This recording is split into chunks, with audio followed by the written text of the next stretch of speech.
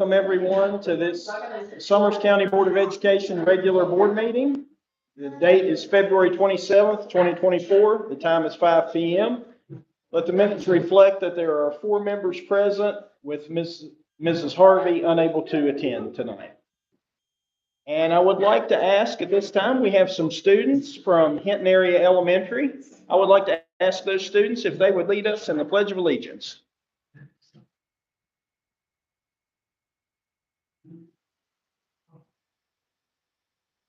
Wait for the rest. Step around up here. I'm the first one notified. You were personally notified. You were. Preferred to have been notified. He was personally Right here. notified. Yep. You're good. Flag right there. No, I just wanted you to know where it was. Oh. You're good. People Mississippi. Okay. All right. And Pledge allegiance to the flag of the United States of America and to the republic for which it stands, one nation, under God, indivisible, with liberty and justice for all. Thank you. Thank you, buddy. He's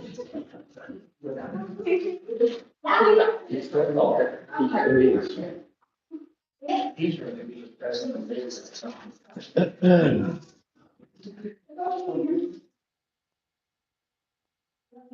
Okay, the next item we have is approval of agenda and adjustments. I would like to make a motion that we move item 9A to be dealt with immediately after the approval of adjustments. Second.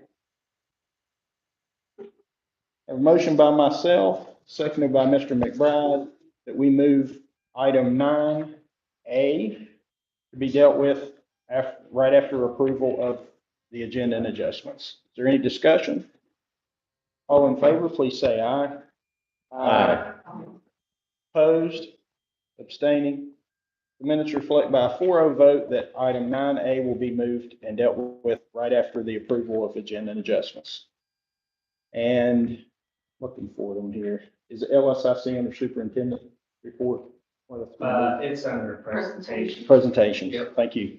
I will also make a motion that we move Hinton Area Elementary under Hinton Area, item 6, Hinton Area Elementary and Steptoe and Johnson under approval of agenda and adjustments. I'll second. Motion by myself, seconded by Mr. Brogan, that we move item 6, presentation, Steptoe and Johnson and Hinton Area under approval of agenda and adjustments. Any discussion? All in favor, please say aye. Aye. Opposed? Abstaining? Let the minutes reflect by a 4-0 vote that we will move item 6 under approval of agenda and adjustments. I'd like to make a motion that we pay RT Rogers. Renee, you want me to include you? I would have, you can, and then we'll. And the bill to Renee Farley. Pay those separately. Second. Okay, we have a motion by Mr. Brogan, seconded by Mr. McBride, that we pull RT Rogers and the bill to Renee Farley out and handle those separately. All in favor, please say aye. Aye. Opposed? Abstaining? The minutes reflect by a 4-0 vote, we will pull RT Rogers and Renee Farley bills out and handle those separately.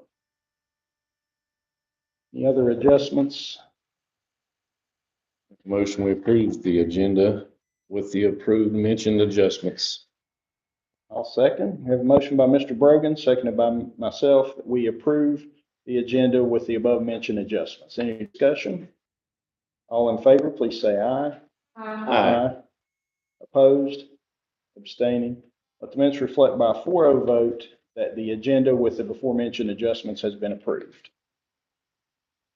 All right, we will now move presentation. We will now go to item 6, presentations. And we'll turn the floor over to Steptoe and Johnson. Ms. Susan Denninger. Thank you. Good evening.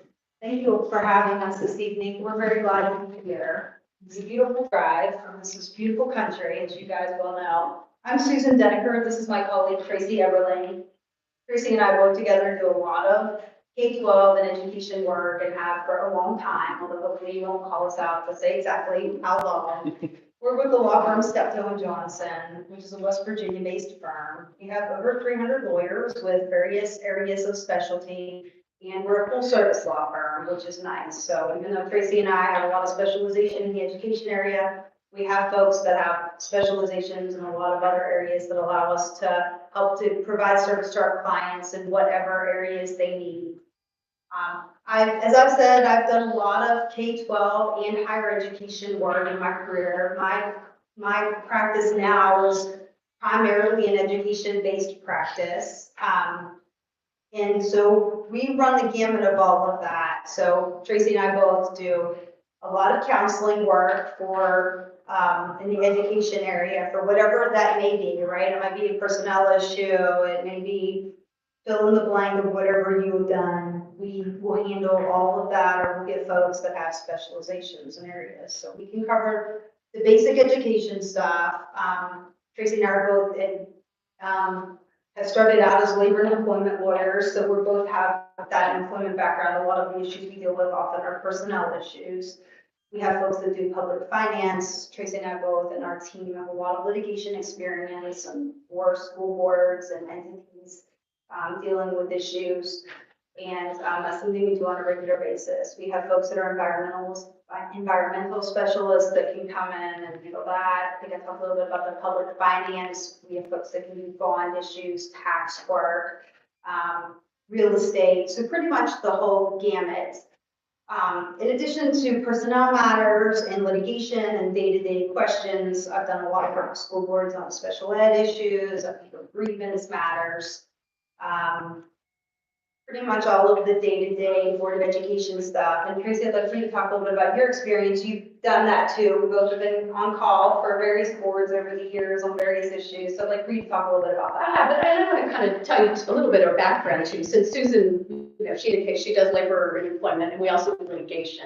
And that kind of gives us a unique perspective in counseling. I find so much that the work that I've done defending Boards of Education and other clients really helps inform the advice that I give people. It's kind of prophylactic to try to see where other people may have stumbled and how you may, how I can help you avoid those type of issues. So I served essentially as general counsel for a larger Board of Education, and I did everything from soup to nuts. So RIF and transfer, OCR complaints, a lot of grievances. I looked at your grievance history and it doesn't look like you guys have had a recorded grievance in 25 years, so kudos to you for that. But doing OCR work, advising, during the unfortunate times, sometimes when you have to do reductions. I've advised on levies, and training is something that we're also able to do. I've done board training to help people understand what your responsibilities are, what your duties are, and how not to overstep those, kind of how to draw the line there. And I've also done presentations to employees, anything from service personnel to professional personnel, a lot on mandatory reporting, how to keep people out of trouble. What your duties and responsibilities are when you see something that's not quite right, and what penalties are for that. Done a lot of things with social media and training with school districts on how to appropriately handle social media professional personnel. We're also panel counsel. I hope we do work with BRIM, the Board of Risk and Insurance Management. So we serve as panel counsel for BRIM. So we get appointed to represent school districts quite frequently. And I've done a lot of interesting work in that regard, anything from unfortunate issues with sexual abuse of students to trips and falls to just about anything that you can imagine. So that I've enjoyed that. And that's really been some of the most rewarding work that I've done in my experience. Yeah, we have done the gamut from just the phone rings and you've got a question about whatever it is to you have an administrative hearing matter, whether that's an OCR matter, a state matter, human rights commission issue, whatever, we can, EOC, we've handled all of those issues, grievances, all the way to litigation. We've litigated those things through. I currently have litigation and before the Fourth Circuit, the Federal Circuit, so we've got experience at all of those levels. Glad to answer any questions about those areas. I can't think of any area where we just haven't worked in the education field and where we haven't, we've done training, that whole gamut. What I would like to talk a little bit about is how we approach client relationships, because it is a partnership. I think it's important that it's a partnership, and you've got to feel comfortable that your counsel is going to give you good advice, right? But also is going to be available when you need it to, counsel to be available. And so we really do look at it as a partnership. We really have been very blessed to have great clients and great client relationships.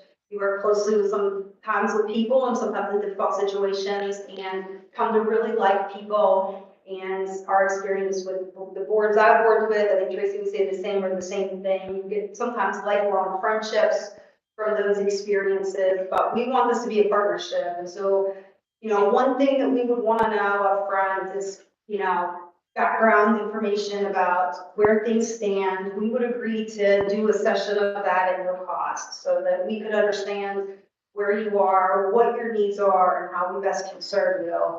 But we'll be committed to being available. We have a team of folks. The other thing is it's Tracy and I are here tonight. We both have extensive education experience, but we've got a lot of other attorneys who have also very extensive education experience and other experience. So we will make sure always that you're a priority and that you're covered. Nobody likes to have calls go unanswered or emails go unanswered. And there are going to be times when you have crisis situations and you're going to call on an evening or weekend.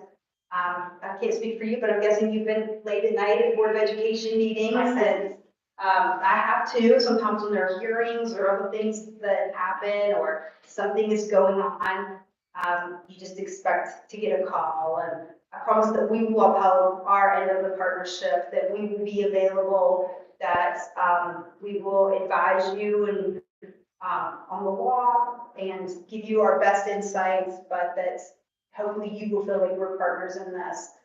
I think that part of the reason Tracy and I like this work so much is we love the mission of what you do. I was excited that we were both excited that it was at a school tonight. It's nice to be able to walk into a school and see what you guys are doing. Y'all have made a commitment. It's hard to be board members or the superintendent, but you're doing it, I think, because you have a heart for it, right? And you love kids and you know how important education is.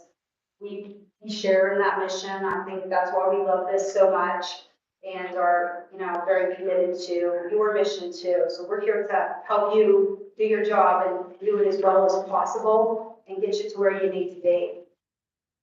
We'd love to hear what you're looking for in counsel. Love to hear, some of the things that would be helpful to understand how to best service you, and certainly glad to answer any questions that you have. I had about 3 questions, but you've already hit 2 of them. So. Okay, 2 for 3, that's not too bad. I was just curious what other counties that you service in West Virginia? We provided a list, it's an extensive list okay. of counties that we have provided direct representation and or we've represented in various litigations. I think that maybe in 3 we have that, but if not, I'll be glad to send this to everybody. Yeah. And there were references. We also provide some references. Certainly welcome to call those folks. Yeah. We're currently spending a good bit of money with the current attorney on levy, so you've dealt with that, and hopefully this one will pass, and in 5 years more down the road, we'll need more guidance with that. I saw that you were in that, and I saw the construction too of this at the school. That's exciting. I mean, that's exciting. So So well underway. I was kind of. Yeah, I was like, being there so we can see what. yeah. We can give you a tour later. Leave the charge. I'd love to see you. You can get some hard apple too. Fortunately, as you mentioned, as far as grievances go and things, we have been, as a county, fortunate that we have not had an excessive amount of expense related to things like that. So majority of our needs would be related to personnel items, we have riff and transfer coming up soon. Yeah. We've, we have used legal services to update our policies. So it would be more or less general legal services unless an issue would come. Absolutely. Um, We'll be prepared for that. And, I'll just be candid with you, we probably aren't the cheapest rates of everybody, and, we've provided those, but I promise you that we will be reasonable with our time, and if we see that an issue, we'll be glad to, if you have an issue, you think it's gonna be extensive, we'll be glad to budget with you, but we will be efficient with our services and responsive at all times. And your office is in Martinsburg? Tracy's in Martinsburg, I'm in Bridgeport, we have folks in, Charleston, we have folks all through the state, which you guys probably know. One of the folks on this team I knows Megan Harvey, Christy Stover, who's from this area, and she's really excited to have the opportunity to go to work with you guys if we would have that opportunity. So there's some folks that know this, she certainly knows this area very well. And, you talked about the fact that we'll work with you on travel where that needs to be, and we can talk a little bit more about that. But I also find, I spend a lot of my day on Zoom anymore. But I do find it to be very effective, and, we've got clients everywhere, and it is an effective way. But then there are going to be times when you want to steer, for a board meeting, and when you need to steer for a board meeting, we'll get a board meeting. So, we get it, sometimes you need to be there. And that was going to be one of my follow-up questions, was if you all used that type of Absolutely. medium to have meetings or sessions with clients. All of the time. Zoom and Teams. Teams, yeah. Yeah, I know the education system uses Teams. I'm student girl myself. Resolution is a little bit better, but we use Teams all the time, and all of our education clients. Higher ed too uses Teams a lot. It seems to be the education choice, but absolutely, and we'll make use of that. I'm candidly not on the phone very much anymore. I'm more on Zoom Teams it is nice to be able to see somebody and have a conversation and work through issues. The board uses Teams, so I'm doing that. I don't know how to share docs yet on Teams, but I can do it on Zoom without it. I think that would be a good resource for us to be able to use. But that's it. We'll do what you guys need for us to do and be where you need us to be. Sometimes you might need us to be long-term goals and sometimes, but whatever works most effectively for us. Okay. I don't have anything. Okay. Thank you all for being here. And I'll be sure to share the emails we have with the rest of the board members. You want me to share that with everybody? I can. You Yeah, can. I was just waiting until you all were here to make sure it was okay before I did. Thank you for asking. Yeah, we shared that information and also references, and we contacted references, and if you need additional, we'll be glad to provide those, but they were glad to, folks we've already spoken to, and we got permission for that. Thank you for your time. We really appreciate you consider. Thank you. Nice to meet Thank you. all. Have a good meeting. All right, the next will be the Hinton Area Elementary LSIC. And I heard back and get this working again. And you'll have to get it. Jamie, send this to that.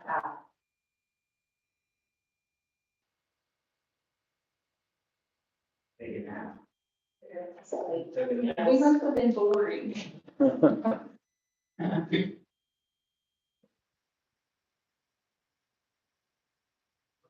That kid's always joke. You took my answer.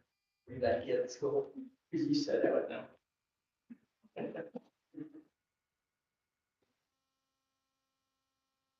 Boy, I was for a hot pot.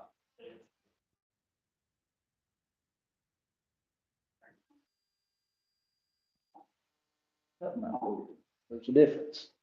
Oh. Marty told me the other day. Someone did well. They did very well. Said it's easy. Just humor. Somebody else has to offer a pair for the next one. There you go.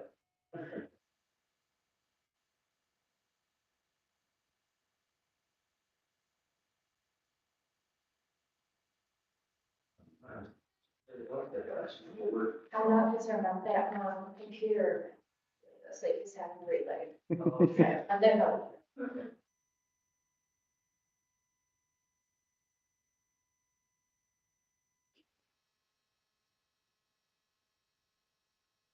does she not even have to speak? I would think you would. He hooked the HDMI.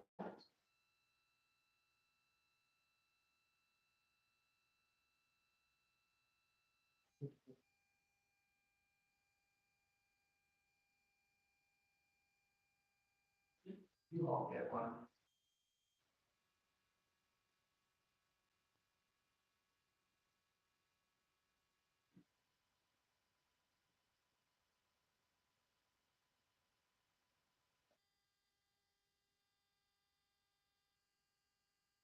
I'm gonna give you just a minute while you're working on that, Yes. so that all eyes aren't on you. We'll jump to 9A real quick. This is just our old business discussion or possible action regarding legal representation. I think was there one more that was mentioned?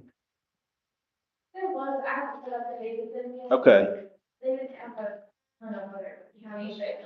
okay, So if you're interested, I'll send you some more information. that's fine, yeah. So I really was thinking probably no action on this. If you all had anything you want to talk about, we could, but if not, we'll wait until we hear from the last one.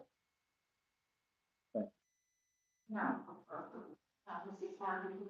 Yeah.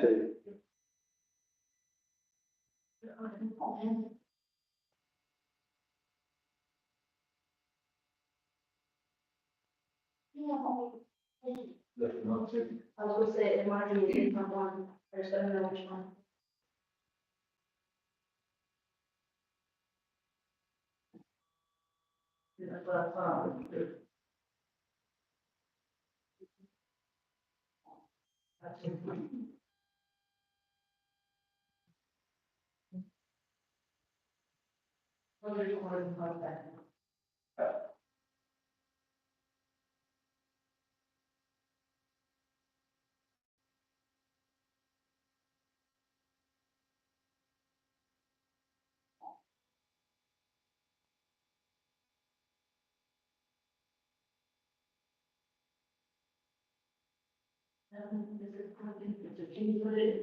Well, I just want to say and stuff. Well, you all work on that for me, and I'll go on with the other stuff, and then they have hard copies, so we'll finish. If it doesn't get up, okay? All right, so welcome to Maria's LSIC. I'm Angela Gum. I'm the principal here, and we're so glad you could come and see our school tonight and see some of our students. I always just follow the agenda of our regular LSIC meeting. So just as far as safety, we're up to date on our fire drills. We did have the brand inspector come and take a picture of our log and everything. She said it all looked good. As far as our accident reports that we've had, none of them are due to like maintenance issues or anything. We have a lot of kids that run into each other on the playground or in PE, they knock heads and things like that. So just the normal kid stuff. Daniel has installed a new swipe card system at our school because in the past, for several years, we've had an issue of if you go near the doors, the main doors, the sensor would release and unlock those doors. So now it's electronic, and so hopefully that has resolved that issue. And he has also had internet, they're running internet from here to the annex, and so we've had a team of workers in the building working on that. So that will be great for us. He installed a lot of new additional cameras. The only ones that still need updated are the ones on the playground, and assures me that's going to be on his list for immediately as soon as summer starts. And then all of our bases are covered. The cameras are excellent that they installed, good angles, exactly where I need them, full color. And he also did this amazing thing. He gave Kit, the secretary, and I an extra monitor, and all I have is all the cameras on that. So I can see everything that's going on all at once. And Jennifer's is just set for the door cameras. And recently, he found a way to install a swipe card device on her desk. So now she doesn't have to get up and go to the front door, see who it is, and then risk opening that door to somebody that shouldn't be in our building. She can see who it is ahead of time, and she swipes the card, and then they're allowed entrance. So a lot of positive changes to our facilities as far as safety. The next thing I want to go over with you quickly is our benchmark data. I want to preface the Cambium benchmark with, it's just for third through fifth. And we are actually using Ames Web Plus for K through 5, so we can do comparisons over time. And this was developed to really be given in the fall and then again in the spring. In the past, we've always given it in April, the second one. However, because of the new legislature, reporting had to be done much earlier. And so we actually had to give this in January. So this date is January, it would normally be April. So based on that, I don't think the data is that bad for Cambium. The way this is set up is if it's green, that percentage of students are meeting standards at that point. Yellow is partial mastery, they're just slightly below grade level, and the red, we don't want our students there. That's below standard. So you can see that looking at the percent of growth, we grew 13% in partial mastery. However, we did drop slightly from 3% to 0%. That could be 2 students. But we reduced the number of students in below standards by 13%, in math by 25%. In fourth grade, we reduced it by 16% and 18% for ELA and math. And then fifth grade by 18% and 12%. So overall, combined for 3, 4, 5 ELA, we reduced students in below mastery by 15% and 19% in math. So that's what we want to do. We want to get them out of that red group, below standards, and keep progressing. Now, this is the Ames Web benchmark data. This is the first year we've used the Ames Web Plus. I think it does give a lot of good data. We're still learning about it, and we actually have Kristen Richmond, our elementary coach, coming to PLC next week to give us training on how to look at the reports deeper and then utilize that data. If there's a deficiency listed, what's the next steps? What interventions do we need to employ to help those students make achievement? So kindergarten, you'll see as far as growth, we actually slid backwards with the students that met mastery, but they just slipped into the partial mastery, we hope. We still decreased the amount in below standards by 6%. When you get to the green or yellow here, you want to see positive numbers. But when you're looking at this data and you see the red, you want to see negative percentages, because that means we've decreased the amount of students in the below standards in that area. So we decreased by 6% and 21% for kindergarten and ELA and math respectively. First grade, 6% and 13%. Second grade, 6% and 16%.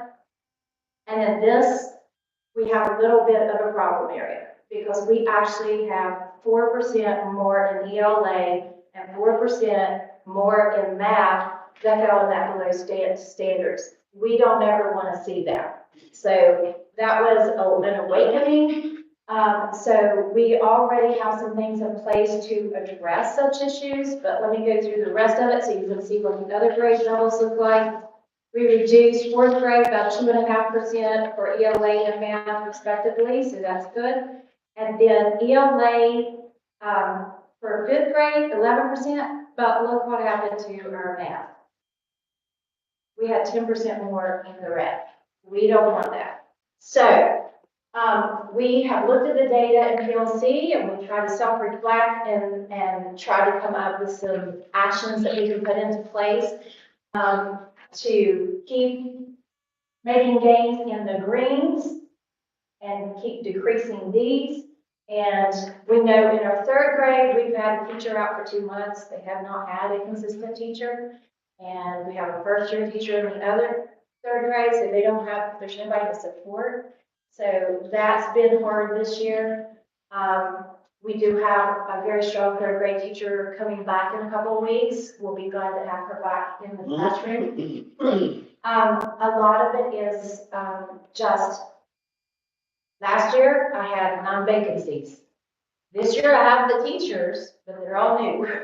And so they require a lot of support. And so we're trying to address it through our PLCs. Kristen's working with teachers. The staff came up with a lot of good action plans. They're choosing on their own to do more frequent progress monitoring. They're doing the training with Kristen. Kristen also did a countywide training on science and reading for vocabulary strategies on Friday. In addition to that, I asked her to do just a foundations training, which covers phonics and phonemic awareness for, which is implemented in K through 3, and 4th grade is working on that some too. And just to take every component of foundations and go through it with them and answer all the questions they have, because we found that some of them just didn't have enough knowledge about implementing every component of it. So they were picking and choosing and not doing the whole program. And to be effective, you've got to do every part of that program, and it's evidence-based. So we hope that with those changes, that data will improve. Special ed subgroup data. This is one I really want to brag about. CSI ATS were identified because of our special ed subgroup. So we actually have to do a PowerPoint presentation with the team from the State Department on March 27th. So in that, we have to give them our data points and stuff and show evidence that we've implemented the action steps we created. If you look at this data, special ed Cambium benchmark data, the Cambium is set up very similar to the end of your assessment, the summative assessment. ELA for 3 through 5, we reduced how many special ed students were below standard by 10%. These are students that usually perform 2 or 3 grade levels below, but they're tested on grade level. So that is wonderful growth. Same thing, look at this map. We reduced it by 20% for our special ed students. So, I mean, they're doing something right. We've implemented Wilson Reading. We've got a very strong math teacher. We've got Ms. Peterson that came to us from California. She's doing co-teach in the classroom. To watch her co-teach with these teachers, you walk in, you would not know which one's the teacher because they work so cohesively together. Then we have Ms. Price and we have Lauren Rochetti. They're doing a phenomenal job. So the teachers are working really, really hard. It's just that we just have to support them more and give them some more training in certain areas. And we have kids that's still behind. You know, we're still catching up from COVID. And if you saw the news report that where they did the big research study, we've only made a 1/3 and 1/4 gain respectively for ELA and math from the COVID slump. So that was a research study they did. So we are doing everything we can. We're clawing our way, trying to make gains. And so does anybody have any questions about the academic data? As part of LSIC, one thing that LSIC is supposed to concentrate on is discipline and finding alternatives to suspensions. So I always include discipline data. As of February 26th, we had 42 total referrals. 16 students make up those referrals. 3 students make up 29% of the total referrals. 5 students make up 38% of the total referrals. Usually you only get write-ups one time on a student and you call their parent or you give them an intervention and it takes care of the problem. But we do have a lot of students that have mental health issues. or, you know, their medication was changed, and we're trying to get it adjusted, or whatever, so, sometimes it takes a little more than just calling home or whatever. Out of school suspensions, we've had 11. In school suspensions, 3. Usually that number is flipped. However, with the sub shortage, we can't get anybody to come in to do the in-school suspension for us because we don't have a regular in-school teacher here. That placement's not available. So when it is in-school suspension, it's usually with Kit or I. And we do that whenever we can, but we're not always available to do that all day with the students. So if it's half a day, if they get in trouble in the middle of the day, and it's something that would require something like that, then we go ahead and try to keep them and just put it in school suspension. They do their work with us. So, but we have a lot of good programs in place. To head that off, we do the Leader of Me, as most of you are familiar with, for past presentations. Ms. Merle does a student success lesson every single week with every single classroom in our building. She also does individual counseling and group counseling. In addition to that, our student lighthouse team, they teach a Leader of Me lesson. They actually are assigned classrooms 4 days a week, 3 days a week, and they are going in and teaching the lessons to their peers. Engage them in class discussion. All the teacher does is pull up the video that they need, and you're going to get a taste of that when you go downstairs, because they're going to do one of those lessons with you. So a lot of good things in place. Attendance data, 2023 attendance rate was 89.1%. Currently, and this changes from day to day, currently as of today, it was 89.91. Mr. Metter and the team and I went to Morgantown to the attendance collaborative. In an area we'll be piloting an attendance initiative for next year. And they talked about how we've always focused on chronic attendance in the past. I will tell you right now, and when I checked today, our chronic attendance for our school is 40-something%. I mean, that's crazy.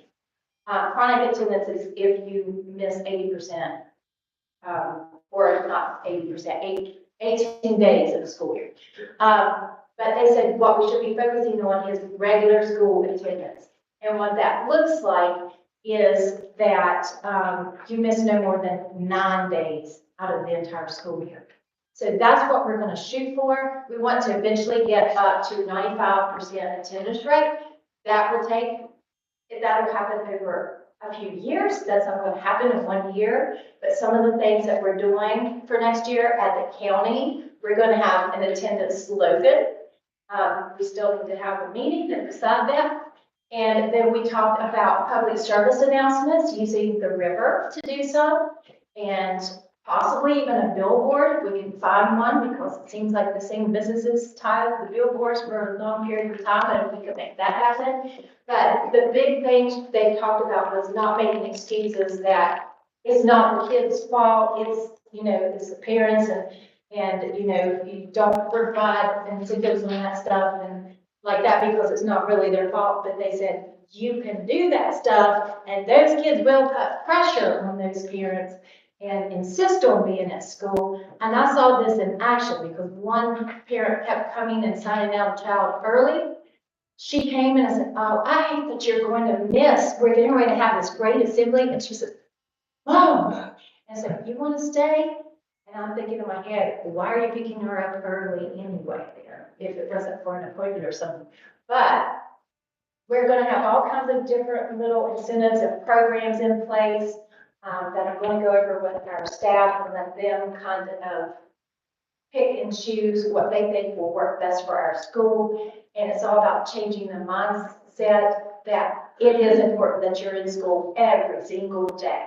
Because ever since COVID, it seems like everybody's mindset shifted, and they think they can go to school whenever they want, they can turn in their work late, and it's just like the importance is not placed on being in school every day. And when children come in late every day or signed out, that interrupts the entire classroom. Teachers have to stop what they're doing and get get that child acclimated to where they are, get them called up and everything. And everybody looks up and we want to eliminate that as much as we can. So our county team's going to be working with all the schools and our staff and teachers are working here on all of those things. So that's why I want to include a team statement.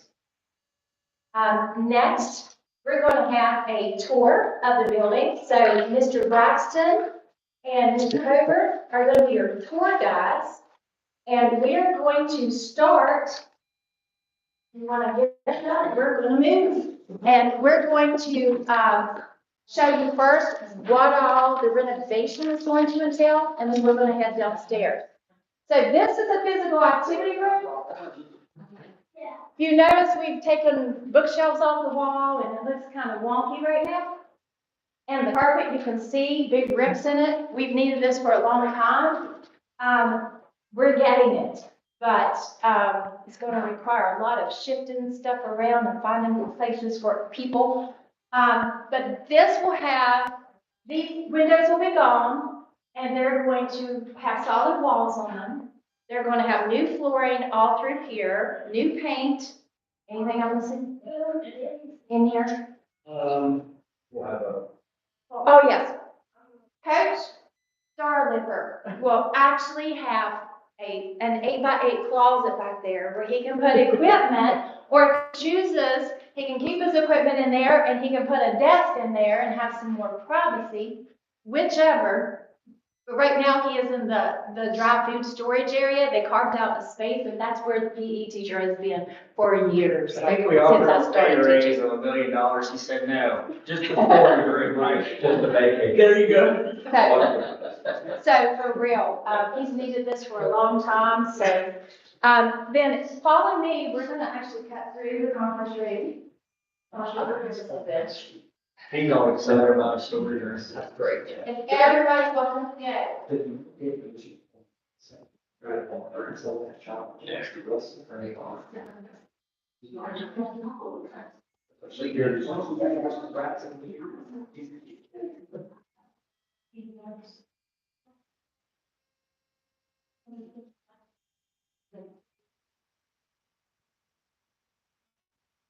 You wanna get up there? You wanna go up there? Go up there. You're the leader, you can do it. You tell them what they need to do. Would it help you if you went around this way? You wanna go around that way to get in front? Here you go.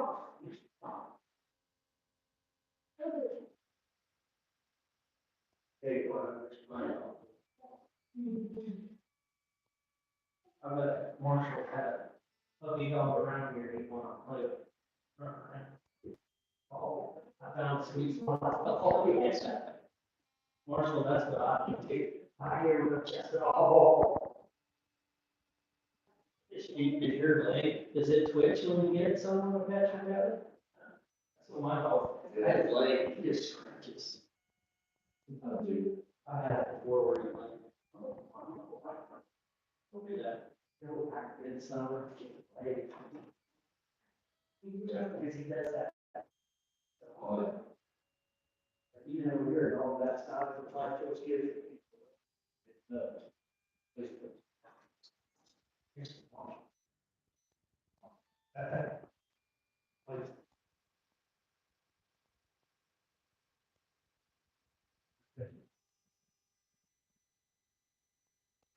I'll set that.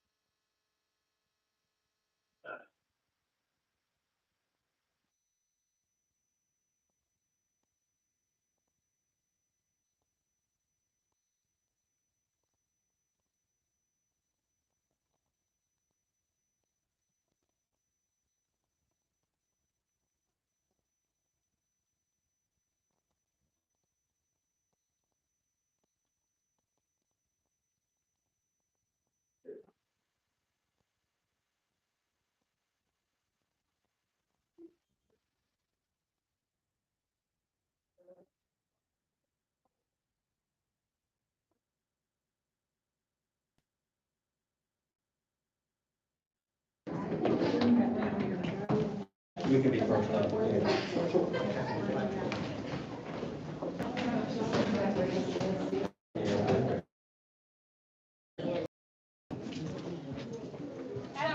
How are you? This is my house, so you have to sit down. How are you? I'm good, good. Good. Y'all come have a seat. This is my house. In my house, you have self, you sit down, be comfortable. Come on in, have a seat. Mr. McBride wants to know where the coffee is. I have a cure, I can offer you a Diet Mountain Dew, a Dr. Pepper, and a Sprite. Is this everybody? Y'all come on in, we got plenty of seats. Come on in, parents.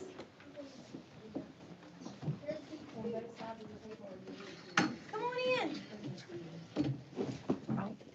Come, front row. Make yourself. Come on. Come on in, everybody. Come on. Come in here so you can be proud of your kiddos. So come on in. Everybody out in the hallway, come on in, please. There's plenty of room. Come on. Come on.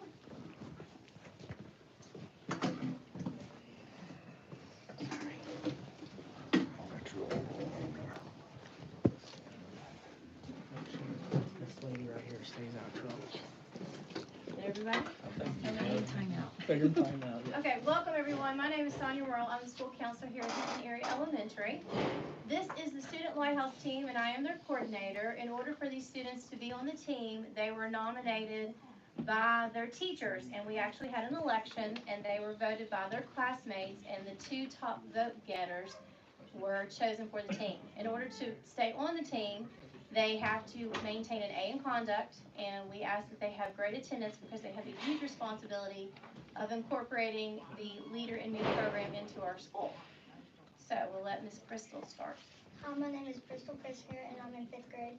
Hello, my name is Brady Kozort, and I'm in 5th grade.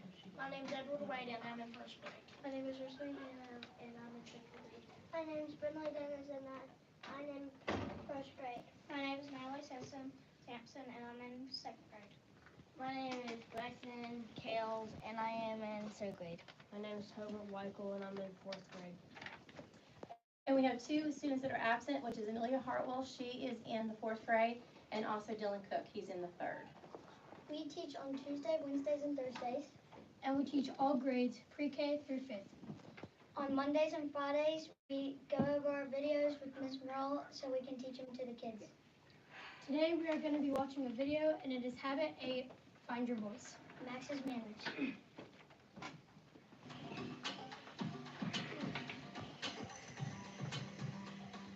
Hey guys, welcome to the Max and Holly show. He's Max. And she's Holly. And we just got back from school break. How was your time off, Max? It was alright. Alright, that's it? Well, the break was good, but I'm pretty disappointed coming back to school. Why?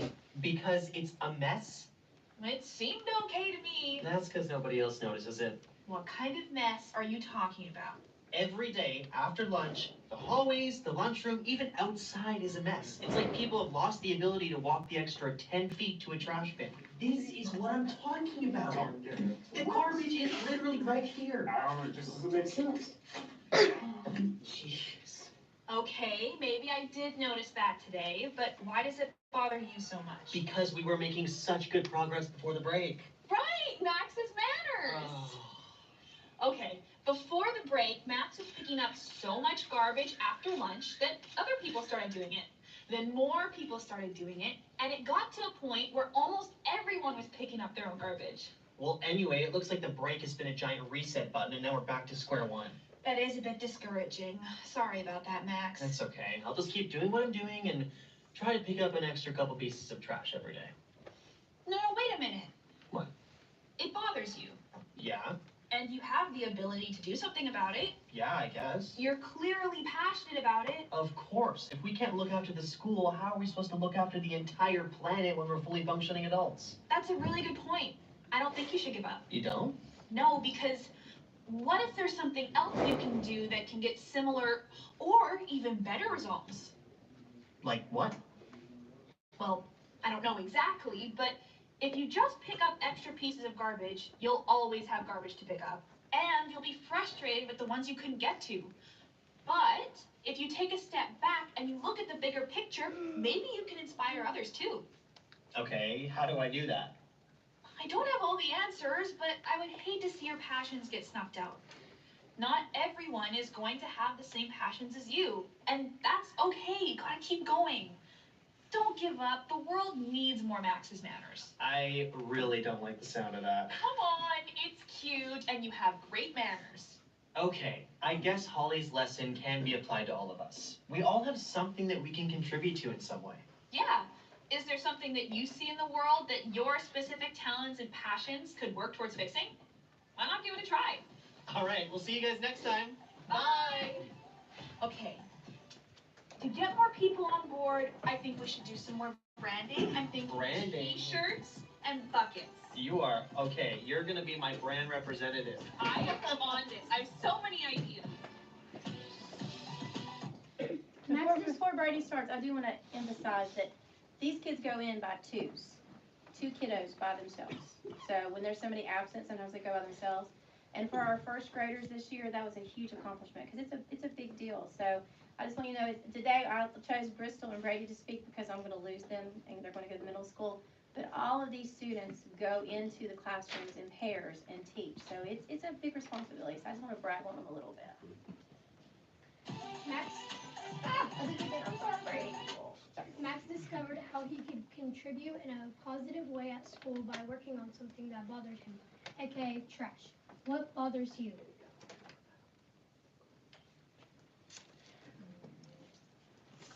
It bothers me when someone doesn't say thank you. Ready for the next question? Now, if we were in the classroom, I'm telling you, some of these kids would sit here and do the pregnant pause, and they would wait. But since you guys have been here for a while, we're going to move right on. Imagine if everyone in your class or school was actively working in areas where they saw a need. What would it look like?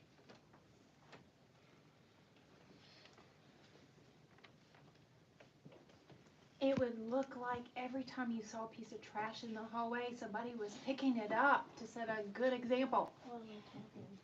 Right, like hooping. What is the best thing you could do to help someone else find their voice and contribute in an area that is meaningful for them? Offering encouragement.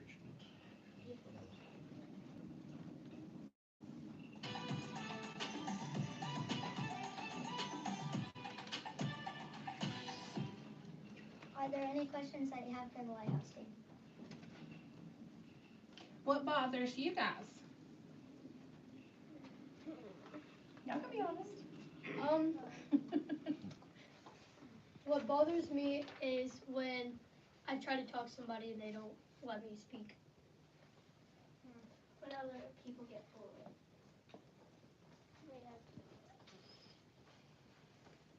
Anything else, guys? I want to give them a round of applause because they stayed after school. And thank you to the parents. This is an everyday job for them. They meet with me on Mondays and Fridays in the mornings, and then on Tuesdays, Wednesdays, and Thursdays, they go into the classrooms and teach. And if anybody wants to give credit for implementation of the, we call it the 8 habits, there's 7, but we technically have 8, find your voice. These kiddos are the movers and shakers of what's happening in our school, so they do deserve lots and lots of credit. So one more round of applause for my kiddos. Any questions? And if not, we'll look. Are those the 2 5th graders up there? Yes. And you guys are going to middle school next year? Yes, sir. Would you like to see this at the middle school level and the high school level? Yes, sir. Okay, see me before you get out of this school building. Okay, we'll make a deal on that one. Yes, sir. Any parents or questions from anybody? Leader in Me is a great program, and I think these kiddos have really made the change big time last year. We started them teaching lessons, and they jumped right into it this year. And we had to replace the first graders because they went on to the 5th grade, and then we lost a student to Talcott, and Braxton's was voted to take his place. So this is a huge honor. They got voted into these positions, and they worked really hard. So I'm really super proud of them. And I do want to thank the parents again. I've given them some cookie and some pizza and Dr. Pepper and Sprite, so they're a little bit. I like chicken. Nice job, guys. All right, thank you. Braxton, lead the way. Next row.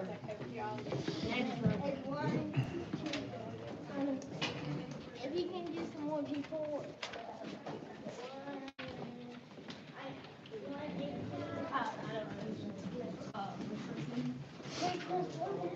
We are following you.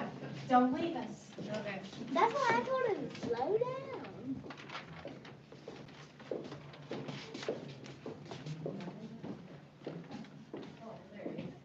All right, as you can see, we don't have tile on the floor. We had to do an asbestos abatement this summer. And then the tile didn't come in time for us to get it laid before school started. It would have been a mad rush, to say the least. So the decision was made to just seal it, and that's a summer project. So we will have brand new tile. It's bright white, and it's going to have a blue stripe down the side. So I don't have to keep saying, get on the right side of the hall. Don't follow the path. So it'll be great.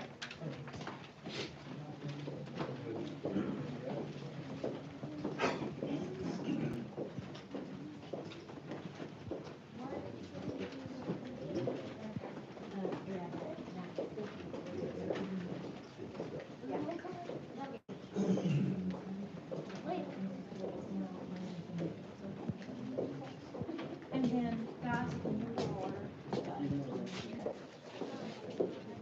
These are going to be at the end. it's right in here.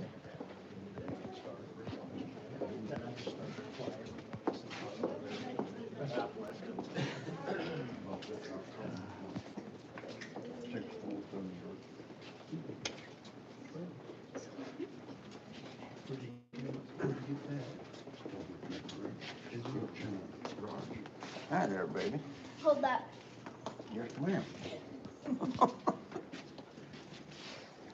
Wait a minute here, they start hitting honey and beer up there.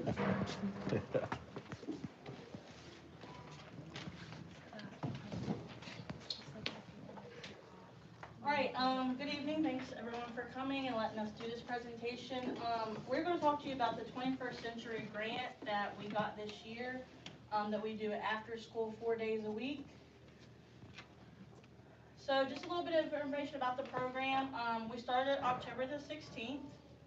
We started with one site coordinator, 3 teachers. We now have 5 teachers, and I rotate, and then if I cannot be here, Ms. Gum is the other site coordinator for our school.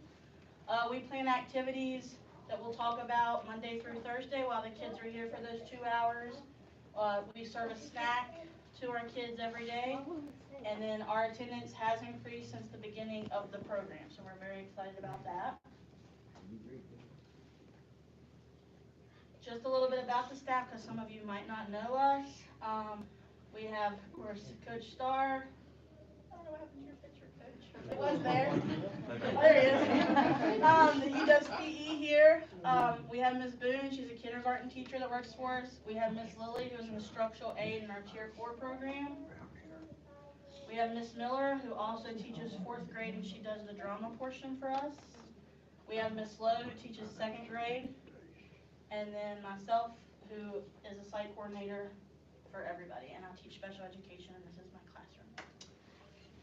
I want to recognize the outside staff, because if it wasn't for them, we would not be able to do this. So I want to just give a shout out to Mr. Jolie Farley, Mr. Jason Gore, Mr. Gary Basham, Mr. Jimmy Farley, and Mr. Roy Grant, because those are our bus drivers that take our kids home each day after this program. And then Mr. Thomas, I have to call him every day at 4:30, say, hey, I need these buses. So I had to give a shout out to Mr. Cox.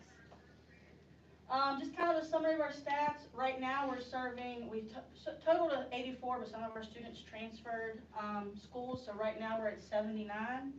We've operated for 65 days. That would be higher, except snow days got us in January. And our daily average attendance is 29%. We have about 37 students that are put on the buses, and roughly 42 students parent pick up, and a couple do both sometimes. Just some housekeeping items that our site coordinator has to do. I have to enter attendance every day. I have to mark what time they come into the building, which is 3:30, and what time they leave. We have a sign-out sheet, so where my staff, we sat down before this program started, and we made sure we know what parent or what adult can pick up each child. They have to sign them out daily. We have to log activities. We have to do how many students do activities such as academic enrichment, health and activity, STEM program, and you have to put how many minutes that we do each, it goes minute to minute, so it's very thorough. We have to track fitness, and Mr. Starlipper is gonna talk about that. Okay, so at the beginning, we have to do a pre-assessment, so we have to see where the students are and gauge where they're at fitness-wise. And these are activities like how many burpees can you do in 1 minute? How many sit-ups can you do in 1 minute? How many push-ups can you do in 1 minute? We test each student out. Sometimes for privacy purposes, some older students don't like to be seen while they're doing them. So I would place a mat up, and I would just do my timer right there and monitor and watch them and make sure they're doing the proper mechanics, while the other students may be engaged in something light like bocce ball or something to keep them engaged as well, so we don't have behavior issues. And then about probably around April next month or 2 months from now, because it's still February, I will retest them again to see improvements. And then I can actually gauge that to see, you know, if our school's push-ups are down, what activities can I do to help get their push-ups back? And one creative activity that I have come up with is called plank pull, where students get down, and Braxton raising his hand, he remembers it. You get down in the push-up position, your dominant hand has a noodle in it, and you have a gator skin ball. And your job is to strike the pool noodle while you're in the plank position to increase stability in your upper body, your bicep muscles, your forearms. You strike the gator skin ball, and you're trying to strike it towards a hula hoop. If the ball lands in the hula hoop, you know, you have claimed that pocket, so to speak, in billiards. So that's an activity, because our school struggles with push-ups.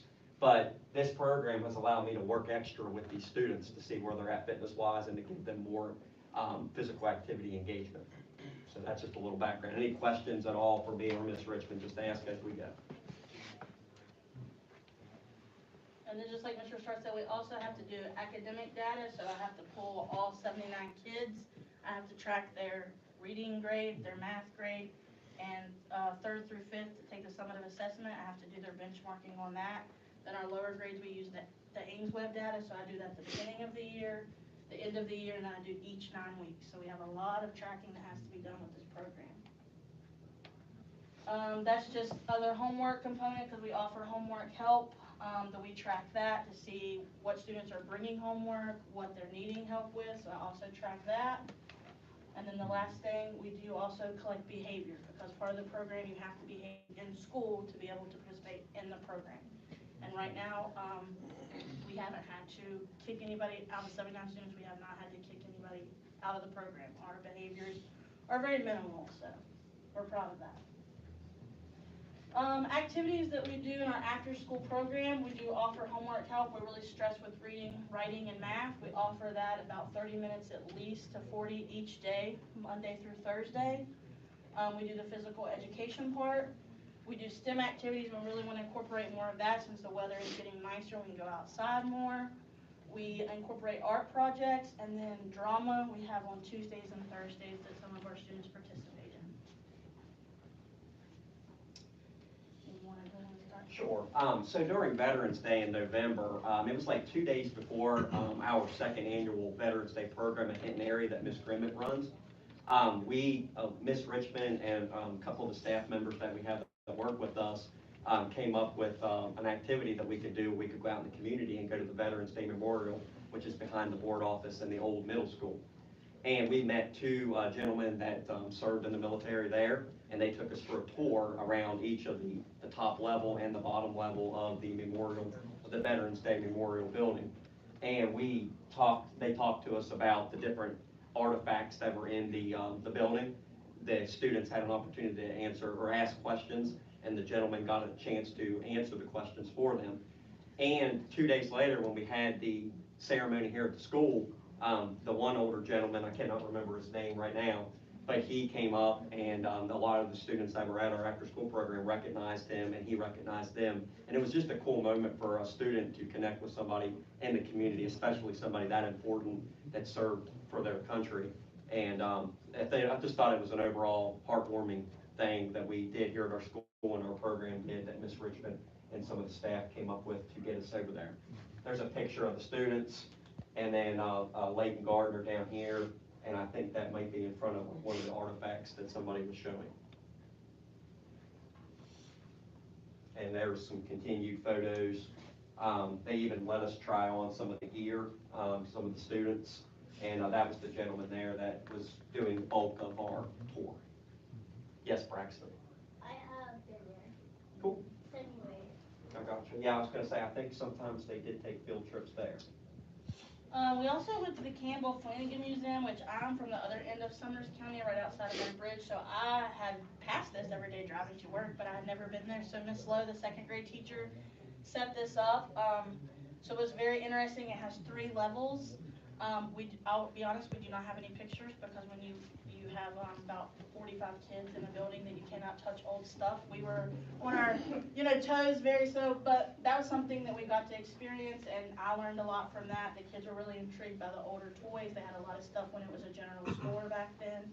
So that's something we got to do in the community. And our bus drivers picked us up from there because it was a really cold day and it was starting to spit snow. So that's another way where our flexibility and our bus drivers came in for a big thing. We had a community involvement. We got asked to participate in the parade that we had here at Christmas time. So Miss Miller, shout out to her. She had an idea with the kids making props, so we was able to get a truck. We had about 35 kids that night participate, riding through town and singing Christmas carols and enjoying that. So there's some pictures of that we did back in December.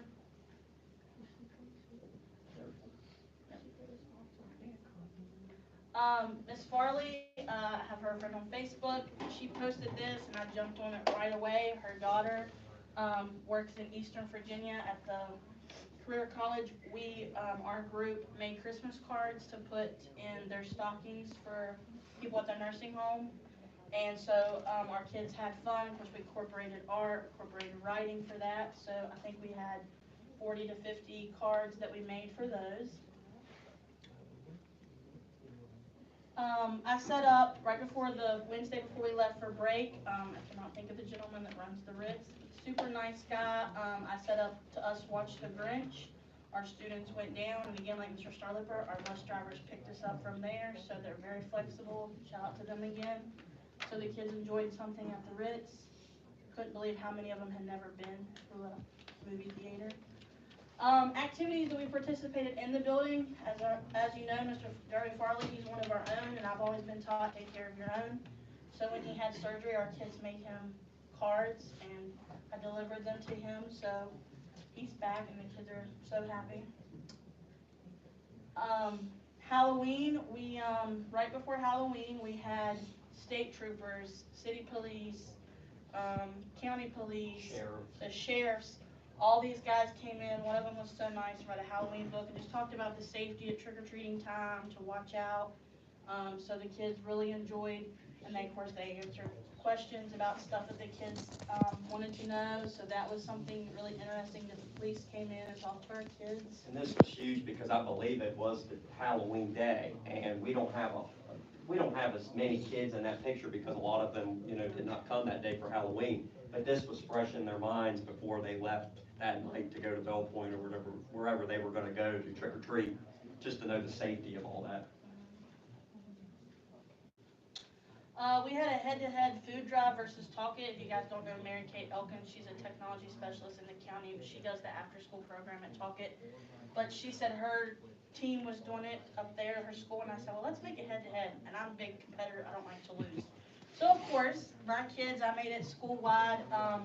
Our hidden area kids brought in 935 food items, so our school definitely beat Talk It. I even took, beyond myself, I gave up 2 days of my planning, so pre-K through second, whichever class brought in the most, I gave them like some extra recess, 3 through 5. Miss Lesser's second grade class won, and then Miss Lane's fifth grade class won. And we also took that and gave it to the next slide. We distributed to Mr. Yancey, the REACH program. He came and got everything. And then Miss Bollinger, she's a retired teacher here for many years. And Park Ranger, I call him Ranger Mark Bollinger, they are really big on the Yummy Bag program that feeds our kids. So the rest of like the non-perishable items was given to them. So it was our kids helping their peers. So I thought that was really good. Sure. So a Grinchy evening, which is a family engagement activity. One of the components of this program is we need to get our parents and community involved. So we got some staff members to volunteer, and me and Ms. Richmond and several of the other teachers that work in our program, we all came together and we, bought stuff for the Grinchy Christmas. We had hot chocolate with, it was tie-dye, like green, like dye or something was in it mixed with the marshmallows. We had themed crafts for the Grinch theme with all the green and everything. Miss Richmond was able to get a former student at Hinton Area Elementary, Brenton Morris Hicks, from 6th grade. He just left here last year for 5th grade, and he wore his Grinch costume, and he read a Grinch book to the students. And it was cool because, I kept all the students down here until all the bus haul stuff was done. And then at about 3:45, Miss Richmond called me to bring the students up. We sat them down, and then about 4 o'clock, Brenton walked in with the Grinch costume on, and the students were reacting and all excited because it was that time of year, to be excited for that stuff. And there was other activities. They had, did they do face painting for that day? That was something else. I had looked up like your Grinchy name, and like they had name bracelets and just different things. So there's the photo of Brenton, and then there's a group photo of everybody listening to the story. And there was quite a few parents that came in. I would say we had 12 parents, which is a pretty good amount in today's education to get them in, because that's always a struggle to get parents to be involved in the command. And there's some more, there's a thank you note to the parents that came, and we had tables set up with a cloth on it with different crafts, and every adult that was working, the parent could help their child out with the craft. If a child did not have a parent there, one of us adults would go over to volunteer and help, set them up get them in the right direction. And then the food is up in the upper left-hand corner with the Grinch theme, all of that. Right before we also left for break, we incorporated writing. We also stressed how to address a letter, stuff like that. So our kids was able to write Christmas letters and then actually go mail them. So I thought that's a great hit and sign. So I took advantage and got a picture. So that's something else that we did. Miss Cox, Victoria Cox, her sister is Kim Cox, the guidance counselor that works at the high school. She works for the West Virginia University Extension Service nutrition program. She actually comes into our schools, I think, in 4th grade and does lessons. But I reached out to her. She comes once a month. She actually came today to after school, and she did a lesson. This lesson, at the end of January, Mr. Starlipper had done the Kids Heart Challenge, so she tied that in. Our kids did an activity where they had to find their resting heartbeat, then a mild jog heartbeat, and then a full-out sprint. And then we incorporated bar graphs for math, all the way from kindergarten to 5th grade, and a lot of staff worked with those kids.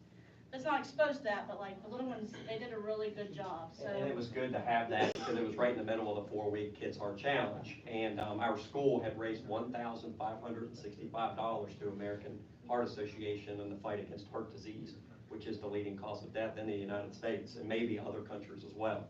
So she really, hit on it more than what our lessons here at school do as well, just to let them sink in that, everybody, in your life, you might have somebody that's been affected by this in your family, so it's important to be knowledgeable about that situation.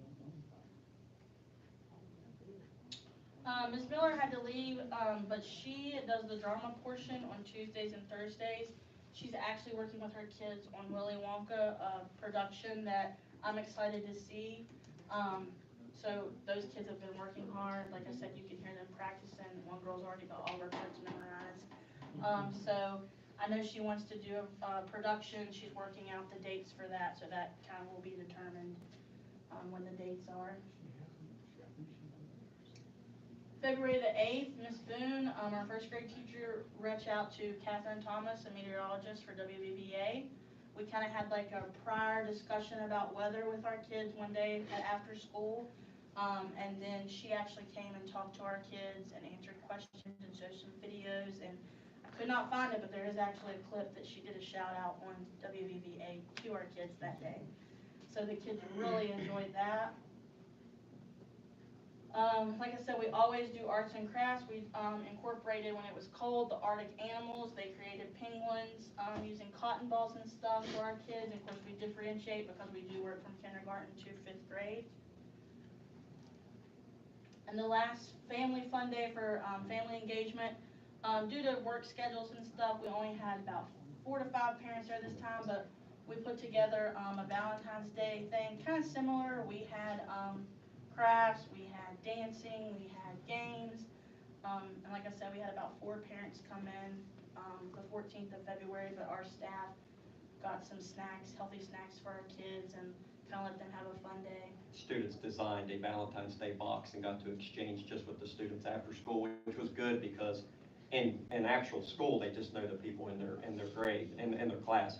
In this program, they get to meet, maybe a 5th grader gets to meet a kindergartner and they get to connect with them, and the 5th grader could be a role model to the kindergartner. There's some kids doing like the Cupid shuffle and the cha-cha slide. And then just upcoming events, since we did beat Talk It, I did promise the kids on March the 7th, we are gonna have a pizza party. Like I said, the drama production of Willy Wonka is to be announced. And then we actually have Miss Lowe reached out to an environmental science guest speaker that's coming to talk to our kids tomorrow. And she said she's willing to come in probably every couple weeks to do that for more hands-on experience for our kids. I'm actually in the process of getting a park ranger coming in too. So we have lots of ideas that we want our kids to be exposed to. But I'm really proud of this program. I like it. The kids seem to enjoy it. It's a lot, but I've really enjoyed it so far. So, does anybody have any questions for us? Sounds like you all feel busy. Yeah. So I honestly, I could not do it without the great team of teachers that I have. It's almost like having another full-time job. It's almost, yes, having So another, and I'm working on my master's too, so I do have a lot on my plate, but I could not do it with the team that I have, so I want to shout out to them. How many days a week do you use? 4 days? 4, Monday through Thursday, yes, sir. So, and we usually stay after an extra hour or 2 a day. We're allowed 2 hours of planning. So most of us stay Monday through Thursday, that extra hour, because Fridays we're ready to get out of here at 3:30. Now, does that run out this year? Is it just a 1-year grant, or does it carry over? As far as I know, it's a 5-year grant. Okay. And then I meet with Mr. Phillips, who's over it. He usually meets with me monthly. And right now we're like below budget with everything with our staffing, because I kind of staff according to our attendance. Because what money we don't use can carry over into that, so, for next year, so.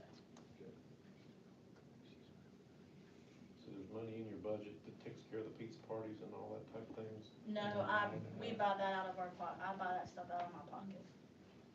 Because that's one thing they cannot buy any food. All the crafts that you saw that we do, stuff like that, I send him what I need, he orders it, and that's paid through grant funding. All the drama stuff that Miss Miller will have to use for her drama production, he'll pay for that, but like food-wise, we have to buy anything like that out of pocket. Usually They do get an after-school snack. Yes, they do, which I mentioned, that's in the nutrition. Usually Miss Richmond just, gets all the staff members in an email, and then she'll put like 2 or 3 items that we can get from the store to bring in, and sometimes, like, I think Miss Duncan has volunteered at time, and Miss Peterson and stuff, and they've probably brought stuff in eventually once or twice or more as well. If you're ever short items, just give us a holler. Thank you so much. I know that the kids will remember it forever. My boys were in the after-school program. I'm not gonna say how many years ago, because then they'll figure out how old I am. But they loved the after-school program, and as a working parent, I knew that they were someplace that was safe and they enjoyed it. And Yeah, I went and bought all the Valentines, and I couldn't believe how many of our kids had never opened a box of Valentines and addressed them to their peers, like Mr. Starliper said, kindergarten through 5th grade, and it's kind of, you take the little things for granted, kind of. Social skills, that's a big thing that a lot of our students may not have. It's a great program. I was really excited about it. We got a late start, but I hope our attendance, we had a advisory council meeting last night. We had 2 parents show up. Some of the staff stayed we have some good ideas, one we're gonna try to roll out possibly in the next year, so I'm excited. Thank you all. Thank you. Okay, we are heading back upstairs to the physical activity room.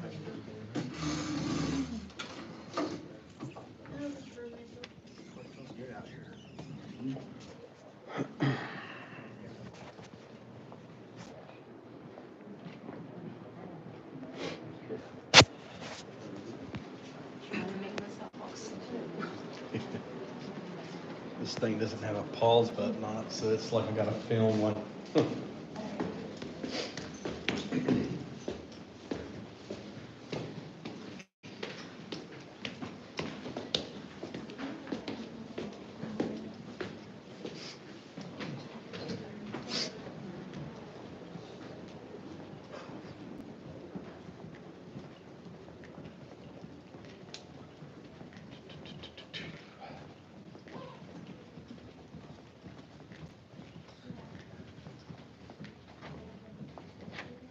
Thank you.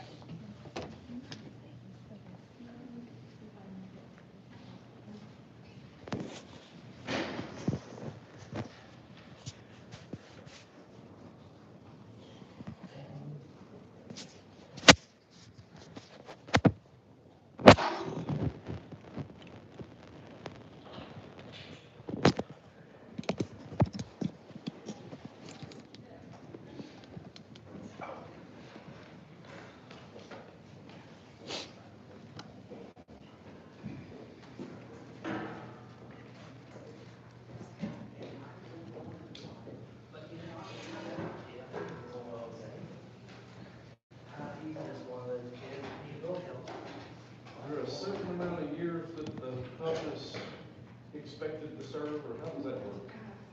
Well, life of the dog. Place it. Yeah, I don't know how many years you live in. A lot of times a dog that size, 7, 8 years.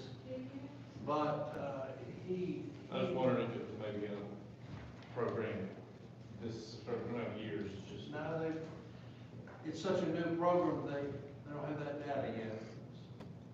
But I think that he does have a lot of wear and tear, you know? Doesn't necessarily live the dog's life. No.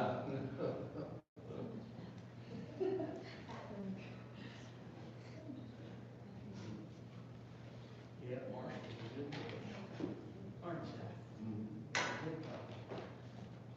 He got a bath this morning at about 5 o'clock, and he wasn't real happy about that. You know, he'd probably be happier with mud and dirt all over that white body. That's his comfort level. That's his comfort level. Free.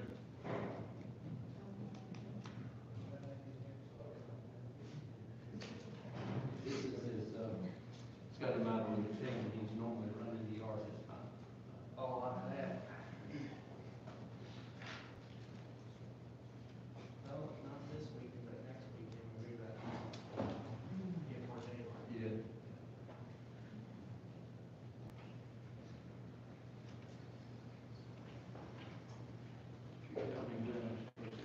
I think they had everyone now, so you go ahead and you're ready. Okay, all right, Marshall. Stay right there. Stay. All righty, thank you for letting me present communities in schools. And a few things I'll show you. I've got some data to show you a little bit, some pictures to show you. One of the things I wanted to talk about is the heart that's in communities in schools. And there's a book in the Bible by the name of Jude. You're probably familiar with it. He's the half-brother of Jesus Christ. He ministered during a time of a lot of corruption. It was a time when folks were tolerant of most everything but Christianity and Christian values. But he addressed Christians in this one chapter book, and he challenged them to do 3 things. One, first of all, is to love God. The second he challenged to do is have compassion. And the word compassion means love in action. And the third thing he asked them to do is to do right. And so in that message, in that book, as I read that and studied that, the phrase, ways that, and of some have compassion making a difference. And so I believe compassion does make a difference. But compassion is love in action. And what we want to build into our children is not only head knowledge, but heart. I've found that if you can reach the heart of a child, you can reach that child. If you'll give them your heart, they'll give you their heart. And from that, we can build a better community. This first picture up here is the way we start each day with our Patriot team. We gather around the flag in front of the old board office, and they look up to the flag and pledge allegiance to the flag. What you cannot see pictured is across the street right over there is an elderly fellow that comes out on the porch on a regular basis, takes his hat off and holds his hand over his heart. Sometimes a lady over in this corner, she'll stand out on the porch and she will, when they finish singing the Star Spangled Banner, she'll applaud. Sometimes our staff that comes to the board office and works there, like Ms. Knott and others, they will stop and attention when we're saying the pledge or singing the national anthem. All those things are good things, good role models for our children. And then after we do sing the national anthem, one of the things that I go around the group and say, what do you have to be thankful for? Because, you know, if we don't learn to appreciate things, then we become very selfish and very self-centered. And so these children, all of them have things, they'll say things like, I'm thankful for my parents. I always enjoy it when someone says, I'm thankful for my grandpa. Then some will say, I'm thankful, and a little girl today looked up when I'm thankful for God. And then another looked at the flag and said, I'm thankful for our flag. And we go through, we'll say that, and begin to start their day with a spirit of thankfulness. And so, the next thing I want to show you, and by the way, when I took this job a few years ago, I couldn't even email. So, let's see how this, okay, here we go. Now I can do that. Wow. Now the show. Yeah. You know, here, I've been a pastor for over 30 years. A lot of things that I do here, I've done for 30 years. But the difference is, I've always been quiet about it. I didn't think it was right to stay. But I found out that with communities in schools, if you don't enter the data, you don't tell people what you're doing, it's kind of like winking in the dark. You know you did it, but nobody else does. And so when I met with them, communities in school meeting, I asked the lady that's running the place, I said, how long do you give our legislators to look over this data when they're making all these rules for us and passing all these bills? She said, well, they cannot look at it. They can ask for it 15 minutes ahead of time. So all the hours we spend on data, we have data day now, CIS workers. We go down to the board office and enter data. So just let me explain a little bit of this. If you wonder what I'm doing, these pies represent the time that I invest in communities and schools. We have the Tier 1 supports here, and Tier 1 is a school-wide support. Things like attendance, I work on attendance, you'll see down there that 22.2% of my time is spent on working on attendance with students, and a lot of that is just positive interaction. I have bus duty. 1 month I'll be up here, the next month I'll be downstairs, and children need to have a smiling face, a happy spirit when they step off the bus. And, you know, I've tell them I'm glad to see them and do my best to call their name. Nearly 300 students. I don't know all their names, but I know all their faces. I was over at Beckley the other day. The little girl says, hi, Mr. Cochran. I said, hello, buddy.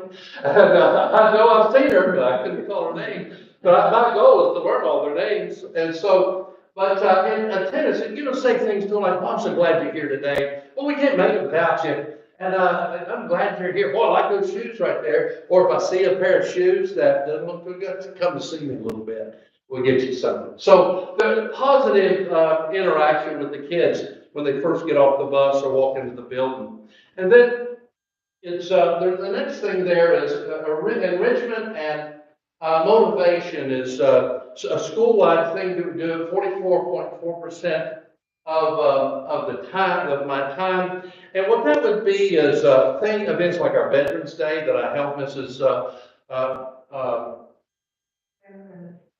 Grimmin, that's it. I'm sorry I had that bad moment, but anyway, it happens sometimes. But enrichment, motivation, Veterans Day event, family engagement is 22.2%. Things like our open house, I mean, all the parents that come in and get to interact with the kids. And so also in the future, I want to have more group events for parents and to be able to help them. And then the next one is life and social skills, 11.1%. Activities with Marshall. Marshall will go with me into classrooms. One of the ways that Marshall helps children clean up around their desk is he can't come in unless they clean it up. And so we go in there, and because he's a vacuum cleaner and he'll suck up anything on the floor. But he'll go in there and interact with those kids. Sometimes it's just a quick visit to take him around and say hi to the kids and pat him on the head. And sometimes we'll let him interact with them and give him knuckles and different things. Kids love to see Marshall come. One of the things that we do in this room right here, I've come up with a game that's called Mock Marshall, and it's an obedience game. Marshall's a very obedient dog. And so I'll start over here and I'll sit Marshall there and I'll get 4 or 5 kids to go behind him, and I says, what the command I give Marshall is the command you do, and their peers judge that and see who wins, Marshall or the kids. So we'll start walking and I'll say heel and they'll start walking behind me. And I'll say sit, Marshall sit, and they sit. I'll say down and they'll go down. And whatever Marshall does, and to me it's just hilarious watching those kids do that, and they're trying hard to obey. So the lesson is on obedience, and not delayed obedience, but instant obedience. And so one of the things that Marshall has a delayed obedience when it says down. He's always had that. He's just a little bit slow at that, but we're working on that, and I tell the kids about that. And then there's the school-wide basic needs, and those represent half and half of clothing and food. And we not only give food and clothing to my caseload children, but to any child that has a need. For instance, this year we have given away over 40 pair of shoes. I say over because I don't have an exact count, but that's what I have written down in my book, over 40 pair of shoes. We've given out 50 pair of pants. Now, that may not seem like a whole lot, but it wasn't too long ago that if a child had a garment malfunction during school, somebody had to call mom, and mom had to bring it. Well, that doesn't happen now because we have about every size that a child here would need, and we're able to supply those pants. What I have found, if boys get wet pants, no big deal. It's all right, it's just wet. If a girl gets some spot that big around wet, done. And so you can argue the point. I don't. I just give them something else and go with it. So, and then we give away 50 pair of pants, 30 shirts. A little girl come today, and she said her shirt was itching her, and it was more like a jacket, and it was made out of wool or something, and she didn't have a shirt under that. And she says, I need a shirt. And so we went over to the box and I began going through there and let her pick out the shirt you like, and she was real happy. And so that made her a better student when she went back to the room. Think about yourself. You got something that's itching you and irritating you, and you're trying to do your schoolwork or you're trying to pay attention. It's just not going to happen. So by her being able to come down to the room, our mini Walmart, and was able to get a nice shirt for her today. And that's a shirt she keeps, takes home with her, becomes hers. We give away 50 jackets and coats. Some of those are from when kids lose it and they don't claim it. It gets recycled back into communities and schools. I wash them and put them back on the rack. And then We give out, I do not have a count of how many socks. Just lots of socks, nearly every day. And lots of underwear. We give out a lot of that. So when we're talking about school-wide needs, 50% clothing, food. There's a gummy bag that's given out on Friday. But you know, from Monday to Thursday or even Friday, there may be a child that has a situation at home where maybe mama's sick or mama's working late, and they don't really have anything they can fix. So I have food in my room that I say, when I find out, I say, come by and see me right before you get on the bus or you leave. And I put that food, microwavable food, in their book bag so they can go home, get a snack, until the meal is provided for them. And I think it gives a little help for the kid, gives a help for the parent. So that right there is our Tier 1 supports. And then, let's see. Oh, no, that's not it. That's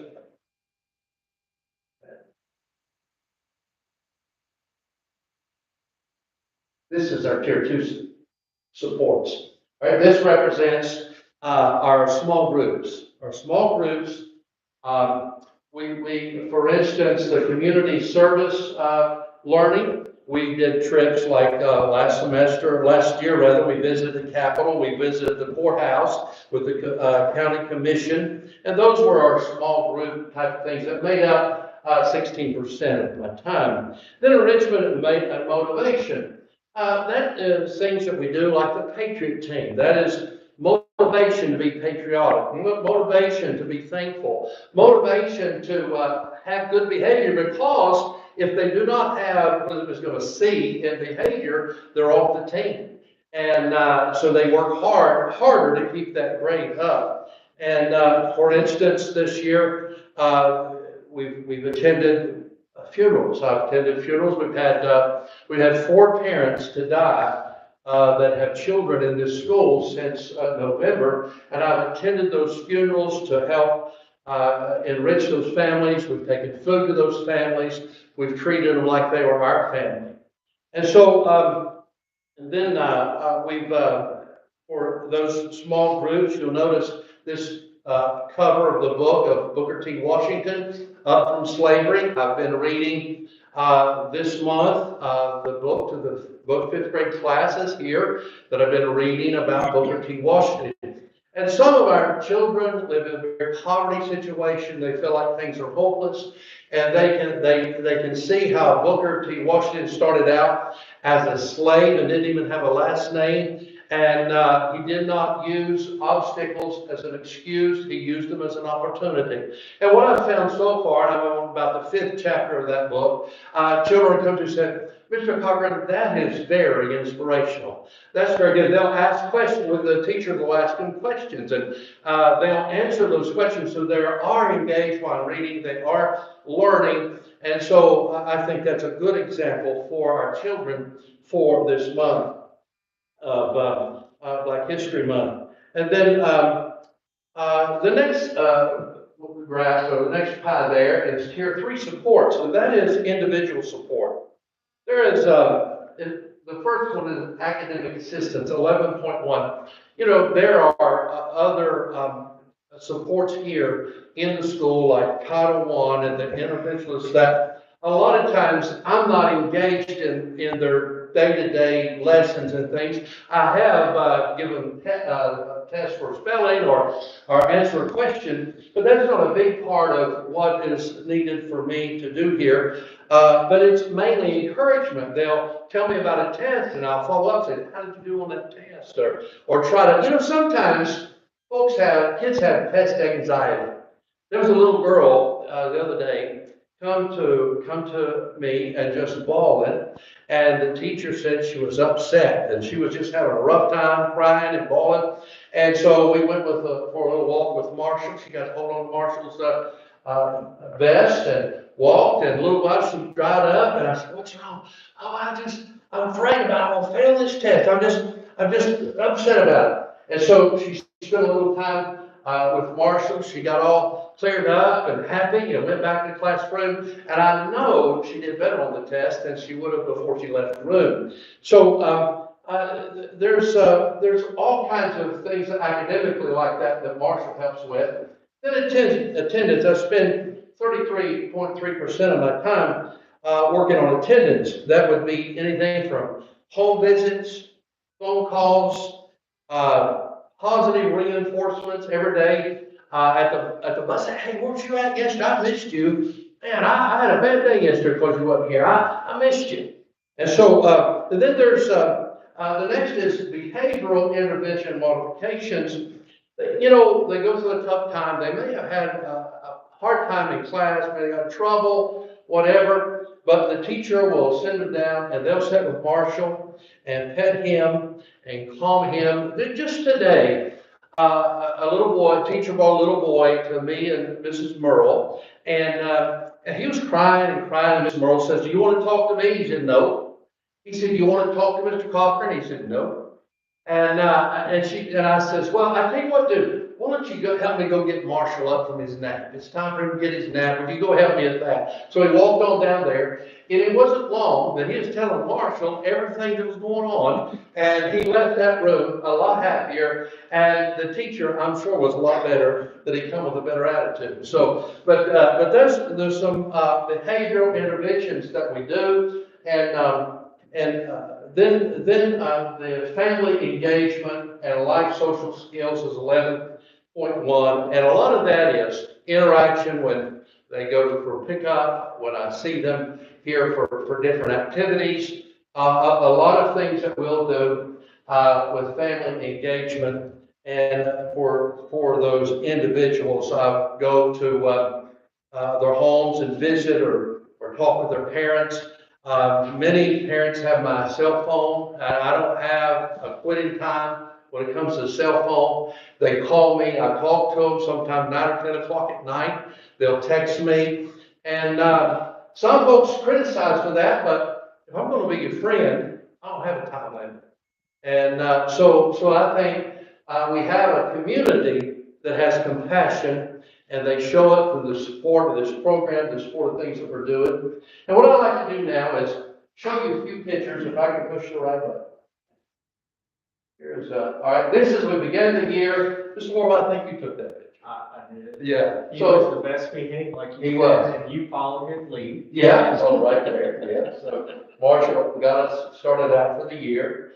And then this is our Veterans Day, the group of veterans that we honored that day, fed them breakfast that day. Mrs. Grimmett did a great job. The kids did a great job on that day. And it was some of our community outreach work. And then this is Thanksgiving time, where we loaded up my truck, and that lady there that you see this, that's my wife. She's usually not visible, but that's her. She helped me deliver all of those Thanksgiving meals that we took to many, many families. And then this is a group of children that I took to the North Pole. You see the sign right there? And so they went down to the, it was the Greenbrier, what was that? It's sponsored by the Alderson Prison. Yes, that's right. They do it. Yeah, so we took those children down to the Alderson Prison, and they got their picture took with me. And this is, they're getting ready to eat. Fed them a wonderful meal out there, chicken nuggets and stuff. They loved it. And here's the presents. They come out with great big bags of presents. I mean, it was a load of things, and they've enjoyed that very much. This is a group that I went along with Mrs. Grimmett and Sonia Morrow to the hospital, and this group sang Christmas carols to the folks on the 4th floor, and it was a good experience for not only our children, it was a good experience for those patients. It put a bright spot in their day. And this is Marshall at home. This is a little short video of Marshall at home. No, wait a minute, I get that. How do I back that up? Nothing happened.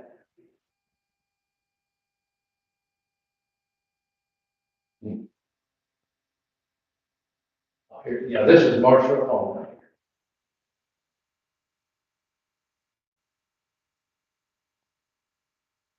This is Izzy. She's about the same age Marshall is. She's a golden doodle. And they play like this for hours. Now, Marshall is the breed of dog that needs activity. All of this is unnatural for him. He is in his body, he's laying there, in his mind, he's doing this. And, but Marshall, enjoys playing outside. I've got in his playtime today. And, so then this is Marshall playing at school.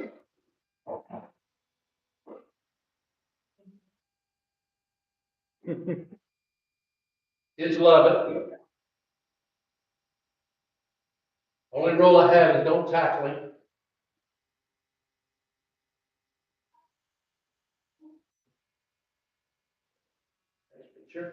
This is one of our students who regularly comes and visits Marshall in a real tough time. And but he comes and he just talks to Marshall, pets him, and the teacher sends him down to give him some calm down time, some time to talk. Sometimes he'll start petting Marshall. He'll tell me about all the things that's going on at his home and his mother passing and that sort of thing. And he's doing better now. He's doing better. And here's a couple more children that spend some time with Marshall, and they're in Mrs. Feimster's class. And so those children see Marshall on a regular basis. And then this is Leslie. She had an operation. She's out of school. She's schooling at home in the county, and she visited Marshall many, many times, especially right before surgery. And she finds a great deal of comfort spending time with Marshall. And this little girl, just this past week, she came and she was upset, and her dog ate her cat. And so she come down to tell Marshall about that, and Marshall consoled her, told her not all dogs are like that.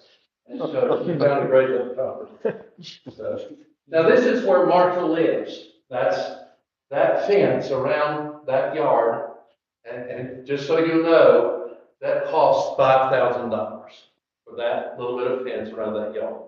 I would not have had, if I wasn't afraid of losing Marshall, I would have had to do that because I'm 1 mile from the paved highway, and my other dog doesn't go anywhere, just right there.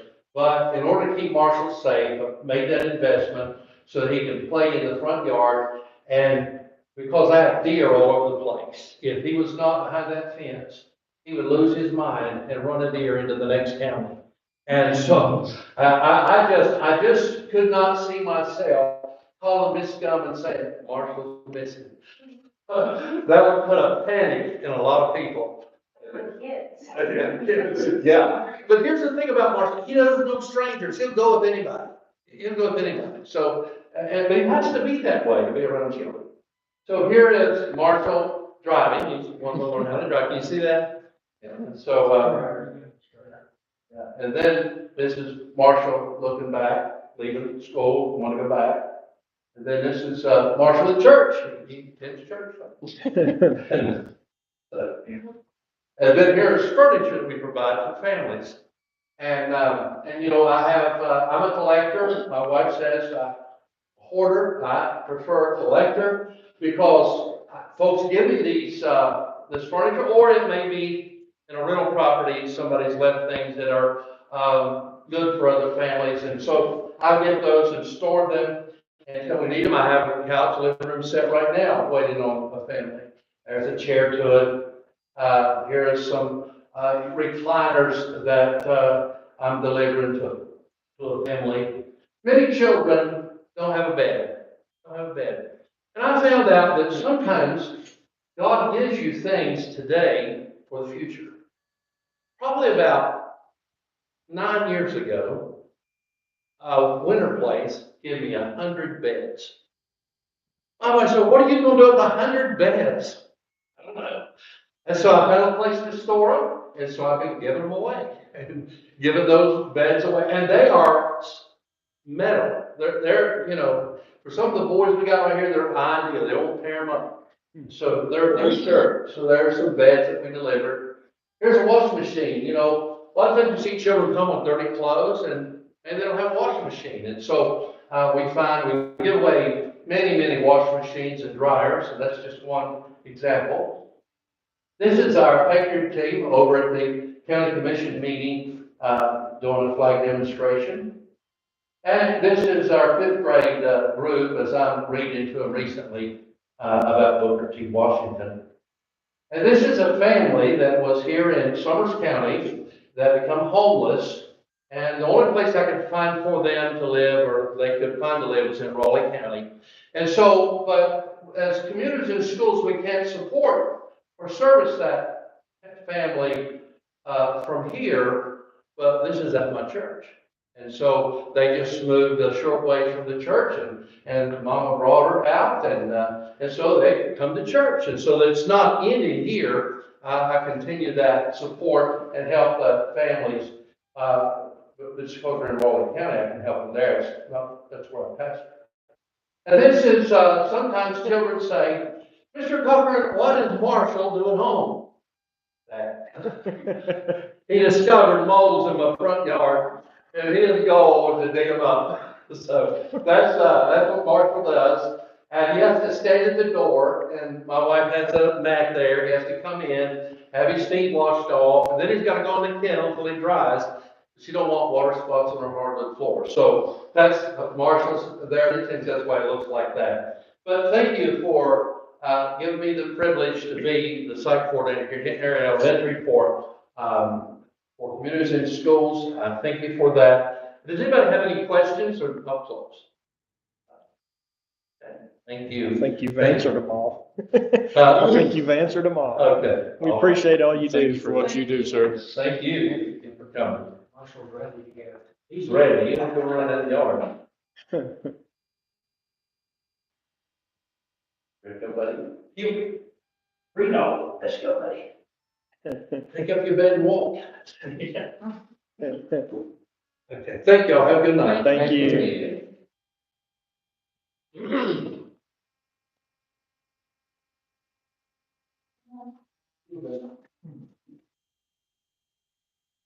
Mrs. Gum, do you have any other presentations? I do not. Okay, all right, thank you.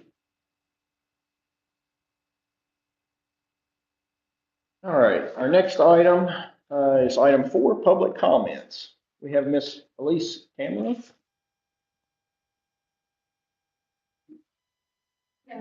For me again.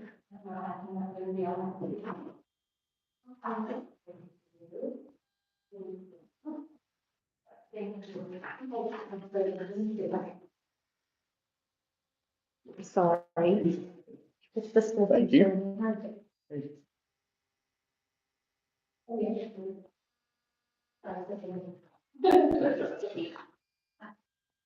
Actually, I did have one on the system. And I did time myself to 4 minutes and 32 seconds, just so you know, because I know your time is highly valuable, and I know you had a lot of presentations. It's been a long evening. So, you all know I am Elisa Camera. I was born and raised here in this beautiful community, and I just was doing a few more takeaways and a few more items that I thought might be relevant and help our community, help you all, help our children and their academic success. First, I'm going to say I think that Angel and Kit are doing an extremely amazing job. Just thank you for hosting this. Thank you for showing us the school. Thank you for everything you guys do. I know it is very challenging, having been in all the schools in the county, and I just think you guys do it with such grace. And you have definitely earned my respect and totally the respect of everybody. So just a few little takeaways here. I think you all are doing a great job. I loved your word, encouragement. So I really hope that I'm encouraging. I am for the children. I am not against any of you personally or as a board or anything like that. I am just for the children because I'm here substituting on a regular basis, and they have just won my heart, and I want to try and better this community, at least give a little feedback or maybe make a difference. Okay, so I know I'm on clock. All right, following up on a few things, and I'm quick. Okay, we had talked about the JROTC like the first time that I was at the meeting, and how we can't do it here. The state mandates that we cannot. There are only so many schools that can have a JROTC. I called Mr. Tetrick at the state office who referred me to Dallas Plumley at the state board office, who referred me eventually down the line to Colonel Selby. But to be clear, the West Virginia Department of State and Education does not determine or allot a certain number of schools per year to become JROTC. The county board makes the motion and approves to apply for Army JROTC program. That is not up to them. That's something that you all would make a motion. Do we want to do this? Do we not want to do this? Then the U.S. Army sets up the program for the school. It is currently set up for a wait list right now with a 2-year expansion program by the Department of Defense. It's as simple as the board applying and getting approved. And I asked them, I'm like, what would you do if you were in this county, if you were the board? And they said, apply. You have nothing to lose. When the time rolls around and your number's up, if it's 2 years or 5 years away, if the funding's there, if the levy passes, if it doesn't, okay, then you have nothing to lose. But if we can do it and, make it successful, you have the opportunity because you've applied. The first step is to apply. So it takes anywhere from 2 to 5 years once the application is submitted. Mr. Plumley suggested Summers County applies for the program. And at the time you're approved, you can decide if you want to proceed or not. He suggested having Colonel Selby, who we know personally, who did MECOT's RUC, on the FIT board in Fayette County, come to tell the board more about how it works, and then make the motion to pass or not pass applying for the JROTC. We need it in this county. We need it in this country. We need JROTC. It's a 2 to 5 year wait list. We have nothing to lose to apply. He said, I did call and I left a message. I was hoping to hear back from him before the meeting. I did not. I'm leaving you his number. It's here in the notes. The superintendent or someone maybe on the board, you might want to follow up on this. Or if you need me to, I'd be happy to complete this mission. It's really important, I think, for this county, and it would give these children some hope. Next thing. Did any one of you, I know we had talked about it in our private meeting, but the EPA grant that I gave you guys, did you look at that? You looked at it. All of you guys looked at it. Okay, just making sure. Because did you have a chance to discuss it together or to make a motion to apply for the grant or not apply for the grant? Or did anyone call to gather more information? There were a couple of deadlines. It's $5 to $8 million. $5 to $8 million. All they can do is say no, right? All they can do is say no. But it's $5 to $8 million. And maybe it wouldn't meet our needs. But it's worth a phone call just to say, hey, is this something that we could apply for? The official deadline is coming up March 12th, I do believe. We've already missed 2 other deadlines, but it's something for you all to discuss as a board. Like, hey, let's put our heads together. Do we want to do this or not do this? I know y'all meet here. I know y'all meet executive, but do you guys actually meet and like go over line items? Like, let's do it. Like, what did you think of this? What do you think of that? Can we do it? Can we not do it? And then next, regarding flyers to go home with the children, I had emailed you guys. Town hall meetings, that's so important to pass the levy, right? All right, we want the levy to pass, we want people to know about it. I spoke with John Rauch, the West Virginia Ethics Commission State Attorney, after being referred to him by Christy Day, Director of Office of Communications at the West Virginia Department of Education. Mr. Rauch said, it would not violate the ethical side to send flyers home with the children that are printed for informational purposes only. It is okay to send flyers with the children to share the dates and the times of the town hall meetings. How do people know when your town hall meetings? How can you tell them or teach them about the levy if they don't even know when the town hall meetings are? Granted, they're on the website, which is amazing. You guys did a great job, but a lot of people don't have web access. But your best communication with children that I've learned in the school system is through the children's backpacks, through their take-home folders. That's the best way to communicate with their parents and to enhance our community and try and make things better. So he said it can be done. I mean, you guys have a few more town hall meetings. That levy is coming up in May. This is going on March. We got work to do. We need to get out there. And the only way to get out there is to educate people about this levy. All right, next. Mr. Rauch, because I talk so much, I did have to ask. I'm like, hey, well, I've got you on the line. Public comment. I know I talk a lot. He said definitely signing up 15 minutes prior to the school board meeting to complete the form will be added for public comment. He said you can sign up anytime before. It doesn't have to be 15 minutes before. You can sign up a day before. You can sign up a week before. He said there isn't really any protocol for that. A time limit is not required through the state for public comment. However, it should be permissible and reasonable. And he added, he sees the 5-minute mark as an indicator for time, but this is not a rule. And I'm great, because I know I'm on clock. Regarding the backup plan, I asked Mr. Warble, what is the backup plan if the levy's not gonna pass? So I'm kind of hopping around here, but if the levy doesn't pass and we are in dire straits with our budget, from what I've been told, from what I'm looked at, we are running out of money. Our budget is really hurting. We're doing good, but we could do better. Let's just say that. We could do better financially. So I said, what is the plan? Well, we don't have a plan. Well, in the military, as most of you know if you've been in the military, we always have a backup plan, right? He asked me, what is my backup plan? I said, a penny sales tax. And, we have to go to the Gold Dome. Well, I went to the Gold Dome. I spoke to Jack David 2 times this week. He's actually working on a penny tax right now for tourism, which is great. That will bring money into the county. But you can't help this county grow just on tourism alone. We all know that. Our death rate is higher than our birth rate. Our enrollments are down in our schools. If we want people to move here, it starts right here with our school districts. Right here. So I said, could you put in the education segment with the tourism? He hasn't gotten back to me on that yet.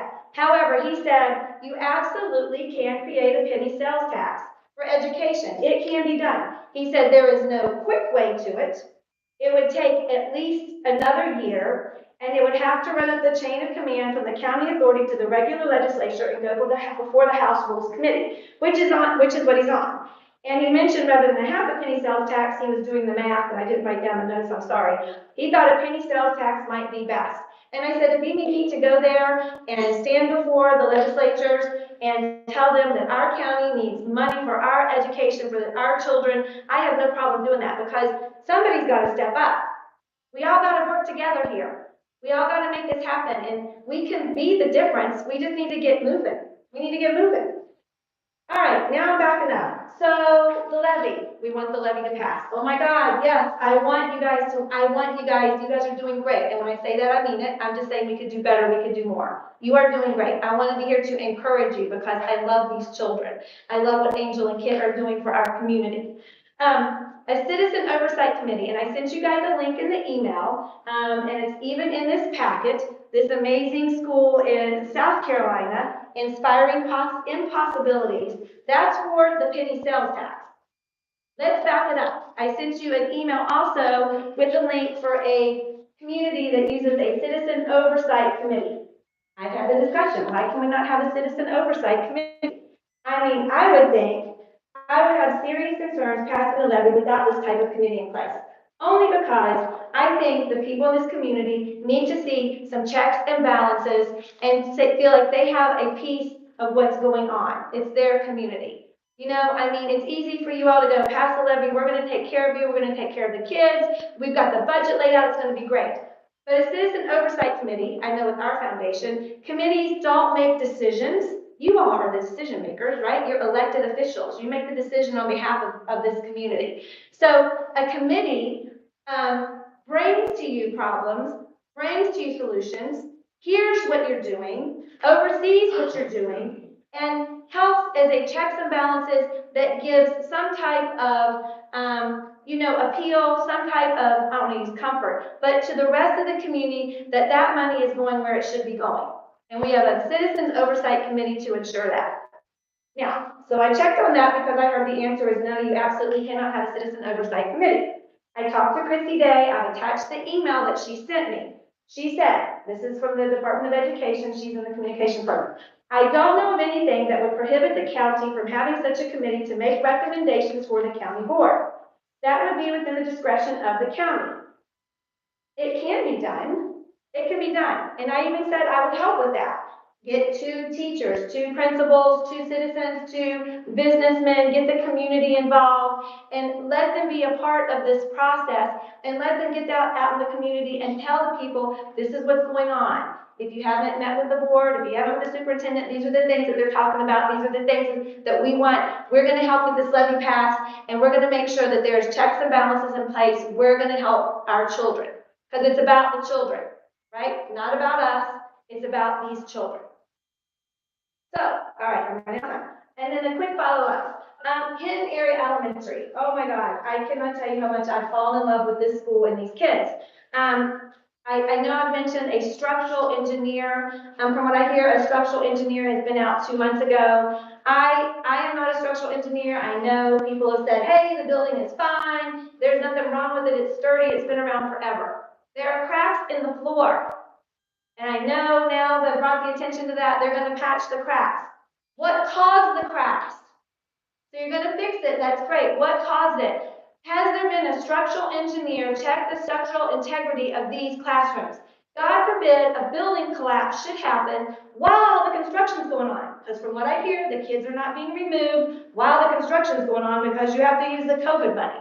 What is the plan of action? We've got a different exit entrance door. I said there are churches and buildings here that maybe you could put the kids in. That's the plan, I guess, is that they're going to stay here while the renovations are being done. Where are the architectural renderings? Let's show the community the $500,000 is going to go towards Hinton Area Elementary, and this is what we're doing. And I have been told that none of the money is going towards any classroom renovation. Me personally, I would like to see a little classroom renovation. It's about the kids. But I still believe that there could be something that we show this community as to exactly a flyer, a marketing brochure, something. If you didn't hire an architect, whatever construction company you're using, there has to be some type of renderings that you can provide. Send them in the take-home folders and let the people see what you're doing for the community so they'll want to pass the levy. Let them see, we're spending $500,000 on your school. This is what we're doing with it. Like, you need to get the community to see that you're making a difference. But a structural engineer, building collapse is happening. God forbid a collapse should happen in this school with these kids and anybody dies. Talk about a huge liability exposure. I don't know the extent of the structural engineer's report, but I would like a copy of it. I don't think that's that much to ask to get a copy of the structural engineer's report. Just saying. And then flyers for the coffee talk. So we had met Mr. Warble. He's putting up with me because I'm a pain in the ass. And he said, hey, I said, let's talk to the community. Talk to the community. He's like, sure. I'm like, great. And he said, I said, let's do it. Let's have coffee or something. And I said, food and children attract communities. Food and children. So we thought, bring the high school band. That would be great. I don't know where we are on that yet. And food. So is there money for food? Can we do coffee? We can't afford that. There's no money in the budget. There's no money. We can't do coffee. Do you want to pay for it? No. Do you want to pay for it? No. I will pay for the coffee and the biscuits at Kirk's for a meeting with the community to let them ask you all questions. It's not us against them. It's just let them ask you all questions so they can see what you're doing. We know you're doing things, but they don't know it. They need to know that you're making a difference. And if you want that levy to pass, then you need to be very visible to the community. And this is a way to get this done. I even made the flyer. I sent that in an email to you guys. I can tweak it. I can change it, whatever you want me to do. I would be glad to do that as well. Just let me know and we can get it out because we had planned a date of April 27th, which was good with Mr. Warble. I strongly encourage the board to show up. I strongly encourage that. Because if you don't care enough to show up to these town hall meetings, how can you expect a community to care enough if you guys aren't showing up to the town hall meetings? So I'm sure you guys are going to every town hall meeting. I haven't been to any, but I look to do that in the future. But I'm sure you guys are hopefully attending every town hall meeting because it matters to you, and then they'll see that it should matter to them. And then the last thing I have is I challenge each concerned parent to follow up on these items with your school board and superintendent in the best interest of your child's academic success. Share the YouTube link for these meetings or show up or call the board office or email directly. Their contact information is on the website, and I'm sure they'd be happy to answer all your questions and concerns. And do not forget, they have town hall meetings scheduled too. Call the board office for dates and times. Hopefully a flyer can go home now that we know that that's acceptable. If it's acceptable with you guys, the state doesn't have a problem with it. And let's take the time to move forward. That's it. Hopefully I didn't run over my 5 minutes. And I appreciate you all. Thank you. Thank you very much. Did you say 25? Yeah. All right, next item on the agenda, item 5, is just any discussion regarding the levy. I don't know if any board members have any input they would like to talk about. If there's anyone in the audience, we'll keep this kind of brief. I guess just as a quick confirmation, we're at Sandstone tomorrow night, is that correct? Yes. Yep. 6 o'clock. That's the fire department. Correct? Yes. It's actually technically the Green Sulphur Fire Department at Sandstone. All right, any further discussion? We finished with item 6. Item 7, approval of minutes. We have before us the I'm way off on my date. The February 13th, 2024 regular meeting. I'll blame it on bifocals.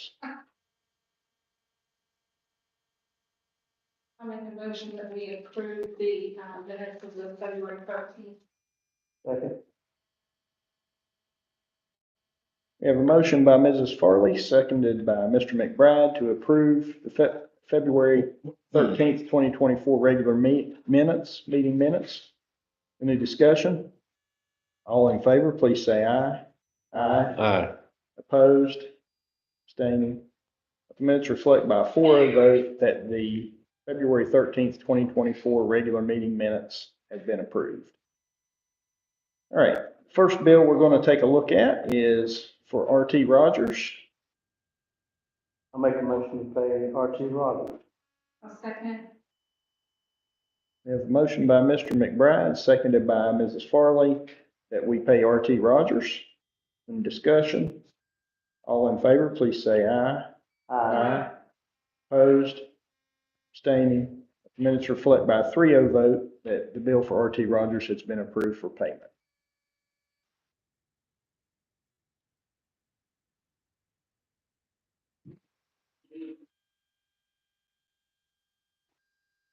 All right, the next bill we have for consideration is for Ms. Renee Farley. Make a motion, we pay that bill. Motion by Mr. Brogan, seconded by Mr. McBride, that we pay the bill for Renee Farley. All in favor, any discussion? All in favor, please say aye. Aye. Opposed? Abstaining? Let the minutes reflect by a 3-0 vote that the bill for Renee Farley has been approved for payment.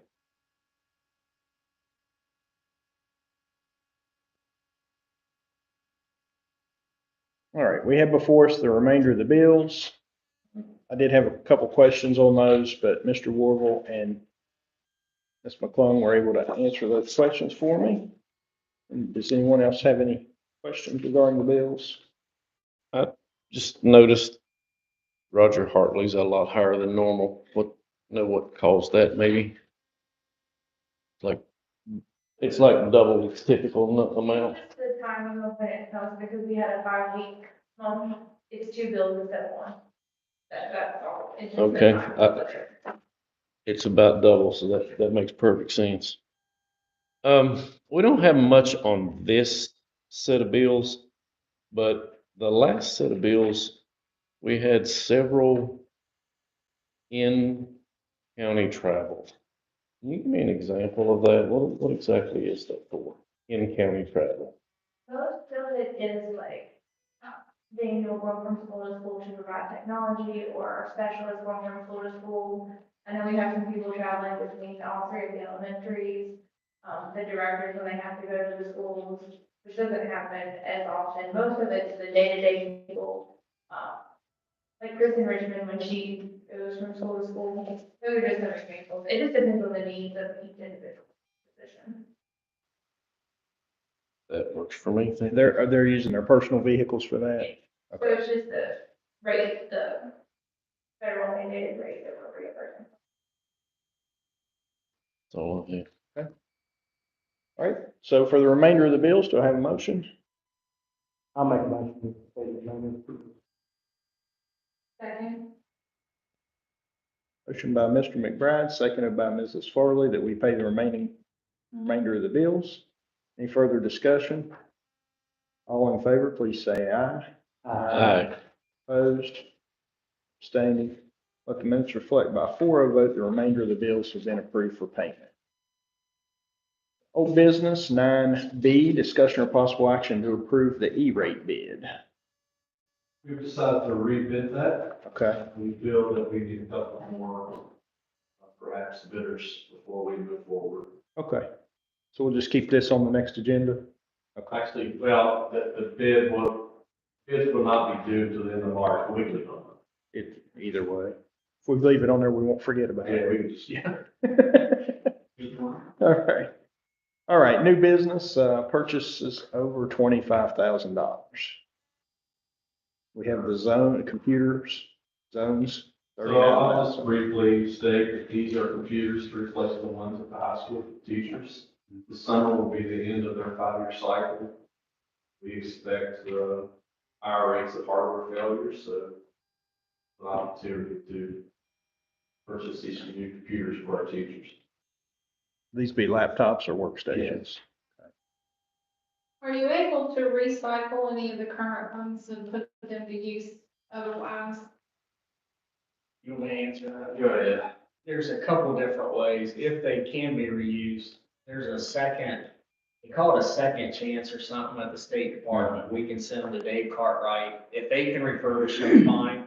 There's also where these companies come and take our old equipment and make sure it's disposed of properly, so it doesn't just go in a landfill, or pull out stuff that they can recycle for other parts, if you will. But all the data and everything, we try to make sure nothing's on there that identifies anybody, because you just can't throw those away. Right. So either throw them away the proper way, or we try to recycle them within the county or to the state level. If they can, I think they call it a second chance. Dave Cartwright's the guy who's in charge of that, does a great job with it.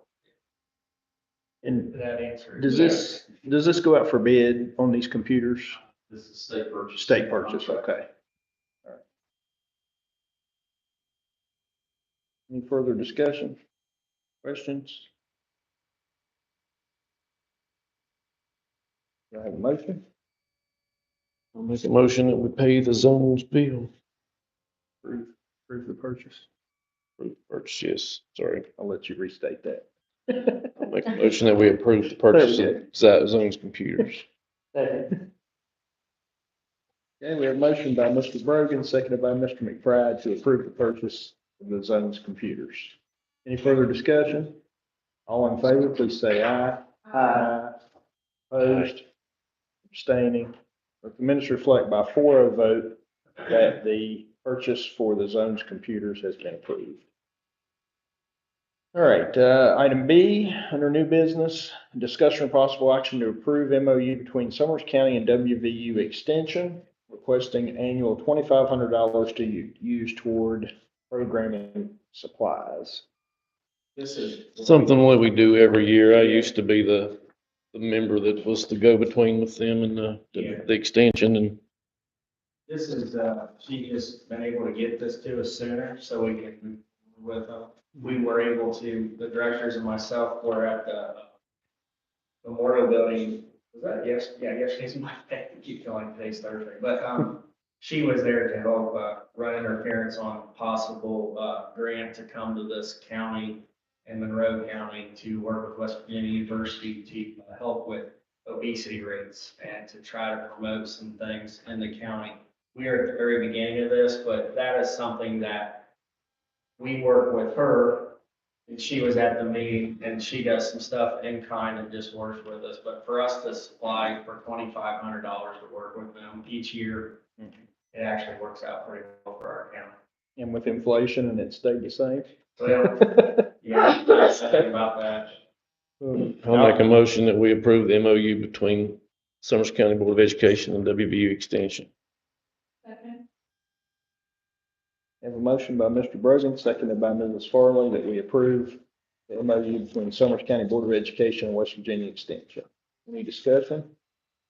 All in favor, please say aye. Aye. Opposed? Abstaining? Let the minutes reflect by 4-0 vote that the MOU between Summers County Board of Education and West Virginia Extension has been approved. Under personnel, item 11, we have adjustments to leave of absence. We have resignation and retirements. We have employment professional.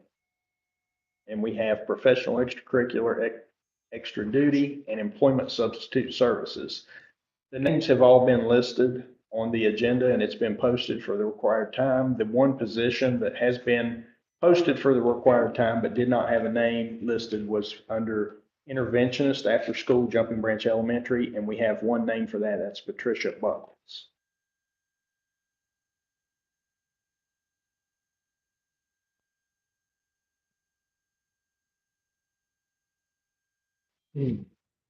I'll make a motion. We accept the superintendent's recommendation on personnel. Any discussion? All in favor, please say aye. Aye. Opposed? Abstaining? Let the minutes reflect by a 4-0 vote that the superintendent's recommendations on personnel has been approved. And we have item 12, superintendent's report. I'm gonna yield the first part to the update on credit card acceptance. I think Mr. Brogan asked that that would be on an upcoming agenda item, and we have an update to give y'all, so I'll let Sandra tell you a little bit about that. I actually have a training in the morning to start setting up the district level one.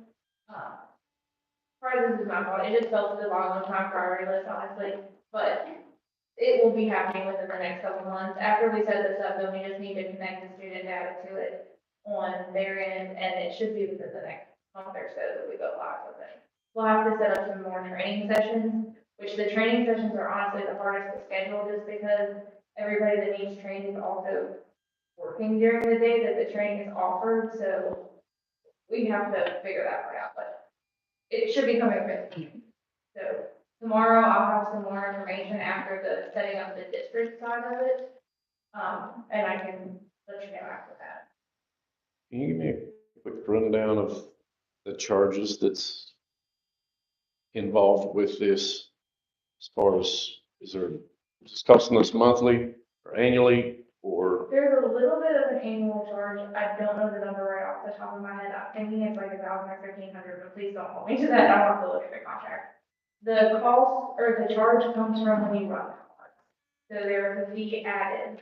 Fees added to the actual card user. Well, the one, yes, but the way that they have set it up, that you have to charge.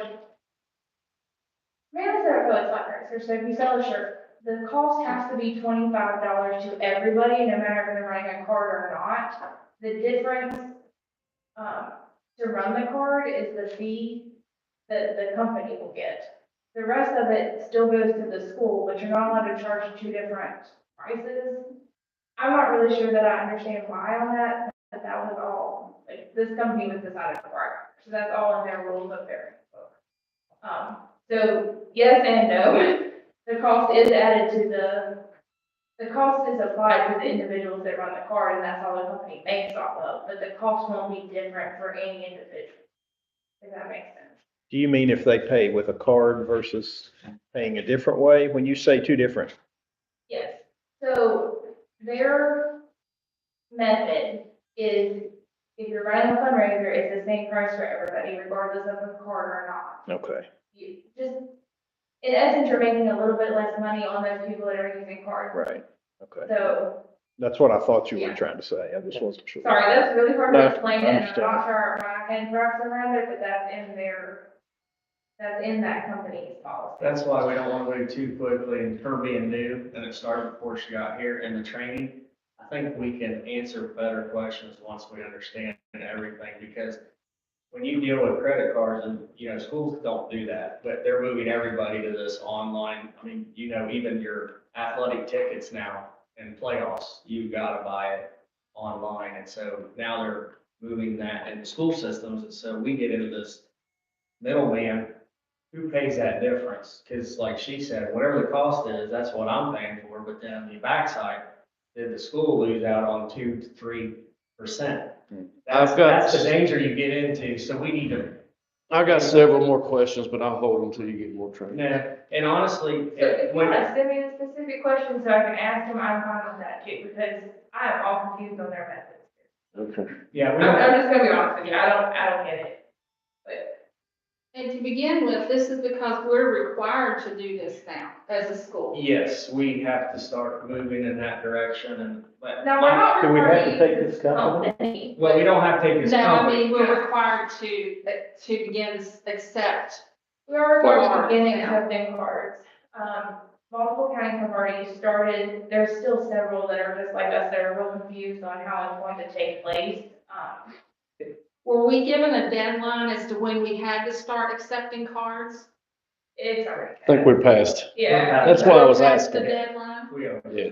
But It was before I started. The good news about this is we're one of many counties that are struggling. Still struggling? Well, first of all, you only have so much manpower. Second is, I don't want to go into a deficit with this credit card stuff. I want to make sure we do it right. And once you start it, either you do it well or you don't. And I'm not going to sit there and jump into more mistakes or put the board in a position. And the secretaries are gonna have to be trained? Yes, they're not even trained. That's one of the other things that I'm really struggling with how to implement this.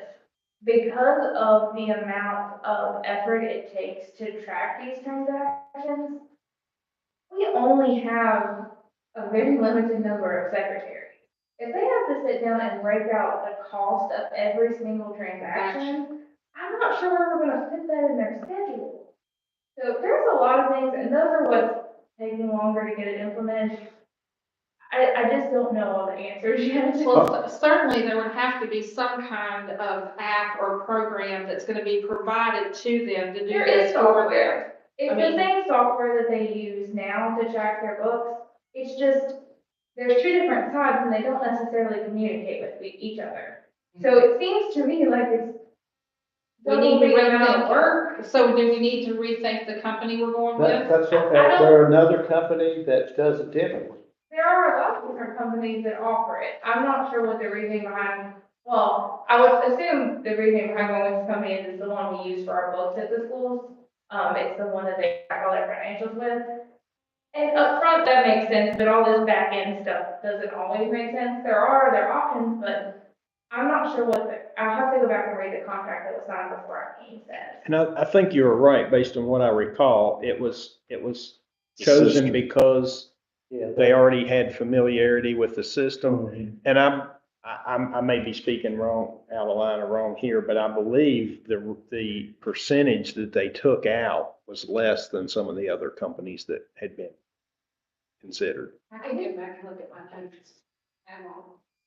I'm not sure which all companies you guys were presented or which ones were considered. So if you guys have that in your old notes, I'll be glad to take a look at all those and I'm I sure. think that it more might others- be good to maybe give, maybe Lauren a call and just talk to her about that and also I can do that. talk to Mr. McClung, or Mr. McClure, excuse me, your mentor to see how Greenbrier's been doing it, because but that doesn't mean they're doing it. You know, you get into different. There isn't it running in. Well, that's my point is, we're, with a guy who's a veteran, over 20 years experience, nobody wants to jump into maybe the board or the central office or the county in a bad way when you're talking about this credit card usage, because it's not an easy thing. If you look at any of these credit card companies, when they have this surcharge, if you're a company like getting gas somewhere or you're going to a restaurant, you have two different prices if you pay cash versus I mean, that's what gets kind of messed up. Plus, if we owe you back money and they say, well, I brought it back, I need you to credit that to my card.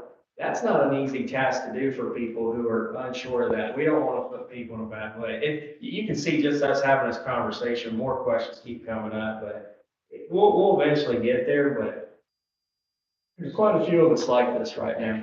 And I agree with you, Mr. McBride. If this doesn't work out, there's always other companies that will take our business. That's what you're alluding to. I just want to be able to call and give you my number and pay my insurance. That's all. We're working on it. Yeah. I hope that helped you out a little bit. And if I text you tomorrow saying, if you want to come, it's meeting right now, you can come and get educated too, Mr. Brogan. I mean, honestly, it'd be fine with us to have a board member be there if you want to get that training as well. We'd be glad to have you there. The levy update, just so that you know, last two meetings, Mr. McBride was at the first one, Mr. Brogan was at the second one. We basically had a total of 2 people at the first one, a total of 2 people at the second, town hall, both husband and wife. But I will say, it was nice asking and dialoguing with them about their thoughts and telling them about their tax ticket. How does that affect them? Why are we doing a levy? And the conversations were well received. I just wish we had 20 to 50 more people to hear those conversations. But at the end of the day, we are scheduling as many as we get and put them on our website. We're letting people know. We're pushing it out to try to get as many people as we possibly can. What I can tell you is, Mr. McBride and Mr. Roden can tell you, the couples that were there, they did say that they'll try to wrestle up some more people so we can come around another time. So I told them, if a different time of day works, we can do that. A better date, we can do that as well. So I told them, I'm fine to do that on the weekends as well. I'll work with them, because if that gets more people, that we can inform them as a voter of how this will affect you and answer those questions. We're trying to give a running list, and if you look at frequently asked questions, they're growing. We were able to talk to all of our staff on Friday, ask some questions, we put those out. So it just takes some time to get people to hear about the levy and want to be informed about it. So we're getting there. Just takes time. I agree with Elisa that Facebook is the way that seems like the bulk of this county communicates about the various things. And I'm the one that set all these meetings up. And so I asked them to put that on their Facebook, and they did. And I saw it was there for a week or two, and still nobody's showing up. And I have to admit, I was shocked at that. Yeah, I definitely think we're a Facebook community. I think maybe if a flyer's created and then people can just share it, share. I think that would definitely help in the Facebook community to create a flyer, just print what you've got on the website and just share it as a flyer on Facebook to get the word out. And also, I think, bring it home in the backpacks of the kids. No, I was thinking that we've been looking into whether it's legal or not, the sheriff's flyers or to promote the town hall meetings talking about the levy. And it is legal as long as you're not pro or con. As long as it's information only, it's absolutely legal for the school to share it. It seems, I mean. Yeah, thank you. One of the things I found on Facebook was, hashtag for the information, I had to go scroll down. So if I'm not pinning it to the top, it can be pinned to the top, so it's the first thing you see on the Facebook page. If you just post it, it's gonna scroll down as soon as the next thing's posted. So if you don't pin it to the top, then it doesn't stay there where it's in people's faces. Okay, the last thing on the report, the district leadership team been working with them for, I would say, the last 4 months, give or take a month or two. Non-negotiables. So a non-negotiable for me personally is all children can learn. I will not argue that point or compromise. I think all children point blank can learn. And every kid counts and every kid matters. That's just my personal philosophy, my personal belief. But having said that, we've done some work together as a cohesive group to say principals of your school and your people that are at the DLT, go back and talk to your faculty senate, come back and report out on what your school said your non-negotiables are, and maybe we can get a whole county-wide non-negotiables. So after discussions with everybody, the group came up with these 3 non-negotiables. Summers County Schools non-negotiables are this. Summers County Schools will provide high-quality standards-based instruction. Summers County Schools will provide a wide range of instruction and learning opportunities and supports for all students to be successful. And the third one, this is also in your handout at the very back, guys. I'm sorry. Are you writing it down? Oh, I'm sorry. I'm going to say they're in the back. And then Summers County Schools will build a community-focused learning environment through developing positive relationships with all stakeholders. And I'm very proud of our district leadership team for everybody to put into that effort. I know you have one principal here. They tried to take the sticky notes that are big on a wall and write those down. And there was a lot of comments, but you have to, at some point, bring it down where this is what we believe are non-negotiable. So I'm not asking the board to approve these by any stretch of imagination. What I'm saying is we would like everybody to support these efforts as we move forward through the rest of this school year and the next, and say, this is what we're gonna say, we're not gonna negotiate. These are non-negotiable. This is what we believe in, and this is what we're all about. Because if I go around the community and say, well, what is it that you guys believe in with the school system? I don't wanna talk about all that other stuff. We should talk about what helps our children. And you saw that tonight here in this school. You saw it last month with the high school, middle school. You will continue to see that with the other two elementary. So I wanted you guys to have a copy of this. Eventually, we will have this out for everybody to read about this. I just wanted you guys to know that this was a team effort with the district leadership team, and that included all walks of life when we asked for their input. But I'm very proud of our district leadership team to be willing to say their opinion about something and to reword it a little bit so it makes more sense for everybody. But Mr. President, there is one other thing at the very back that Ms. McClung wanted me to make sure that you guys all got received tonight. As the end of the month of January 2024, this is the financial report on a cash basis. So did you want to talk a little bit about that at all? Yeah, I'll just let you guys look at it, and if you have any questions, you need anything, we can discuss it next time. Okay. There's a lot of information there, so. It's like trying to get a drink of water out of a fire hose right now, but if you guys have specific questions that we can address at the next board meeting, we can address those at that time. That'll help. This is a whole lot more user-friendly, I guess is a good word, way to put it, than we're used to, so thank you for that. I'm gonna attempt to do it monthly, but it's not always quarterly. It takes a bit of time to put those together, so I'll try to do this properly. Thank you very much. Thank you. All right, item 13, we have point of privilege. Mrs. Farley, we will start with you. Okay.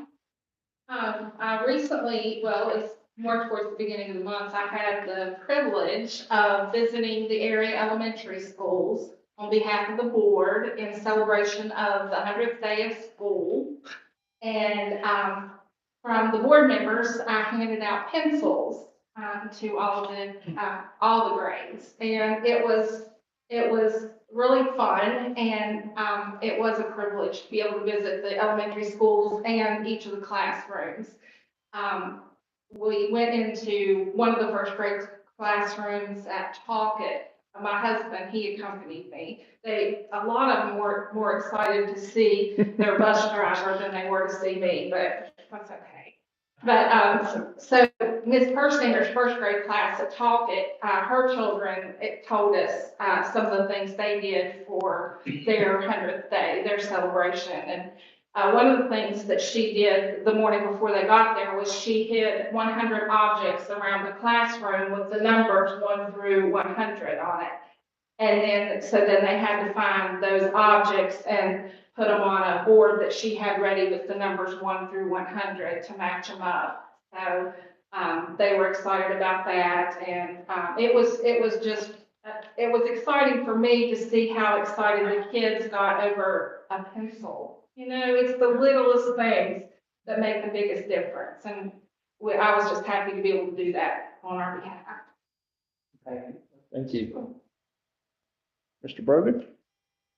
I'd just like to give a shout out to Ms. Gum, staff, and the students. The LSIC meetings that we have year after year here, your kids are well behaved and they're prepared, and I think you guys do a good job, and we appreciate it. One other thing I'll mention, as probably most of you know, the guys' basketball team finished up their season last week, and one of the better seasons that they've had in quite some time. So congratulations to our guys, and good luck to the girls as they continue on their march. Brad? Well, I too want to commend Mrs. Gum and Mr. Darling and their entire staff. I personally worked with Ms. Gum and Mr. Darling, as an administrator before I retired, and, I know they care. Their staff cares. Their staff is doing an amazing job. And, this community to the school with Larry Cochran has been a godsend to a lot of our students and parents. So I just want to thank every one of y'all for doing what you do. And good luck with all your renovations. And I hope that it really helps you in your quest to do more. Thank you. So I'm just going to echo, you guys are doing a great job. You know, I know we just heard from a small contingent of your staff here, but I know you have a lot of good staff members that give their all every day for the kids in your school. And, you know, you were represented well by the ones you had here tonight. One thing I will touch on real quick, Mr. Brogan has already brought it up. The basketball game, the boys basketball game in, you know, their last game of the season, we had a scary incident take place. And as a parent, I know how I feel when my kids are not in my control and in my proximity. But I've heard so many stories of our staff members who were, instead of, you know, trying to hide away from what was going on, they were running toward the doors, get all those kids and bring them in under the bleachers and where they needed to. We had staff members who were, you know, at a basketball game, you let your kids go to the concession stands, you let them go to the bathrooms, and they were grabbing other people's children and keeping them safe. And, you know, that just shows not only what our staff, how much our staff care about our kids, but our community. And we are very fortunate for the community that we live in. And I think that everyone here has as much care and concern for our children as any community out there. And it just shows every day. You know, again, we were at an archery tournament when we got the news. And we all stopped and said a little prayer for what was going on, and you know, prayed that everyone would be safe. And it was a scary situation, but it turned out good for, you know, for those who were involved. So with the exception of, you know, the ones involved in the actual incident. Law enforcement was there. They took good care of our folks, and that's very much appreciated. Greg, you should mention the archery tournament as well, since the season is coming. Well, the archery season has closed. We have potentially 2 students who will be shooting in the state tournament in the end of March. And if they do well in the state tournament, they'll go to the Eastern tournament, and then hopefully on to the national tournament. So I expect big things out of these 2, and changes are coming. That's all I'm going to say. You all will be surprised soon enough, and I'm not going to give you any more information. So. Is that one a haircut? Well, a little longer. Oh, I got you. Mr. McBride, I think the next item is yours. Make a motion, we adjourn. The time is 7:43. Thank you.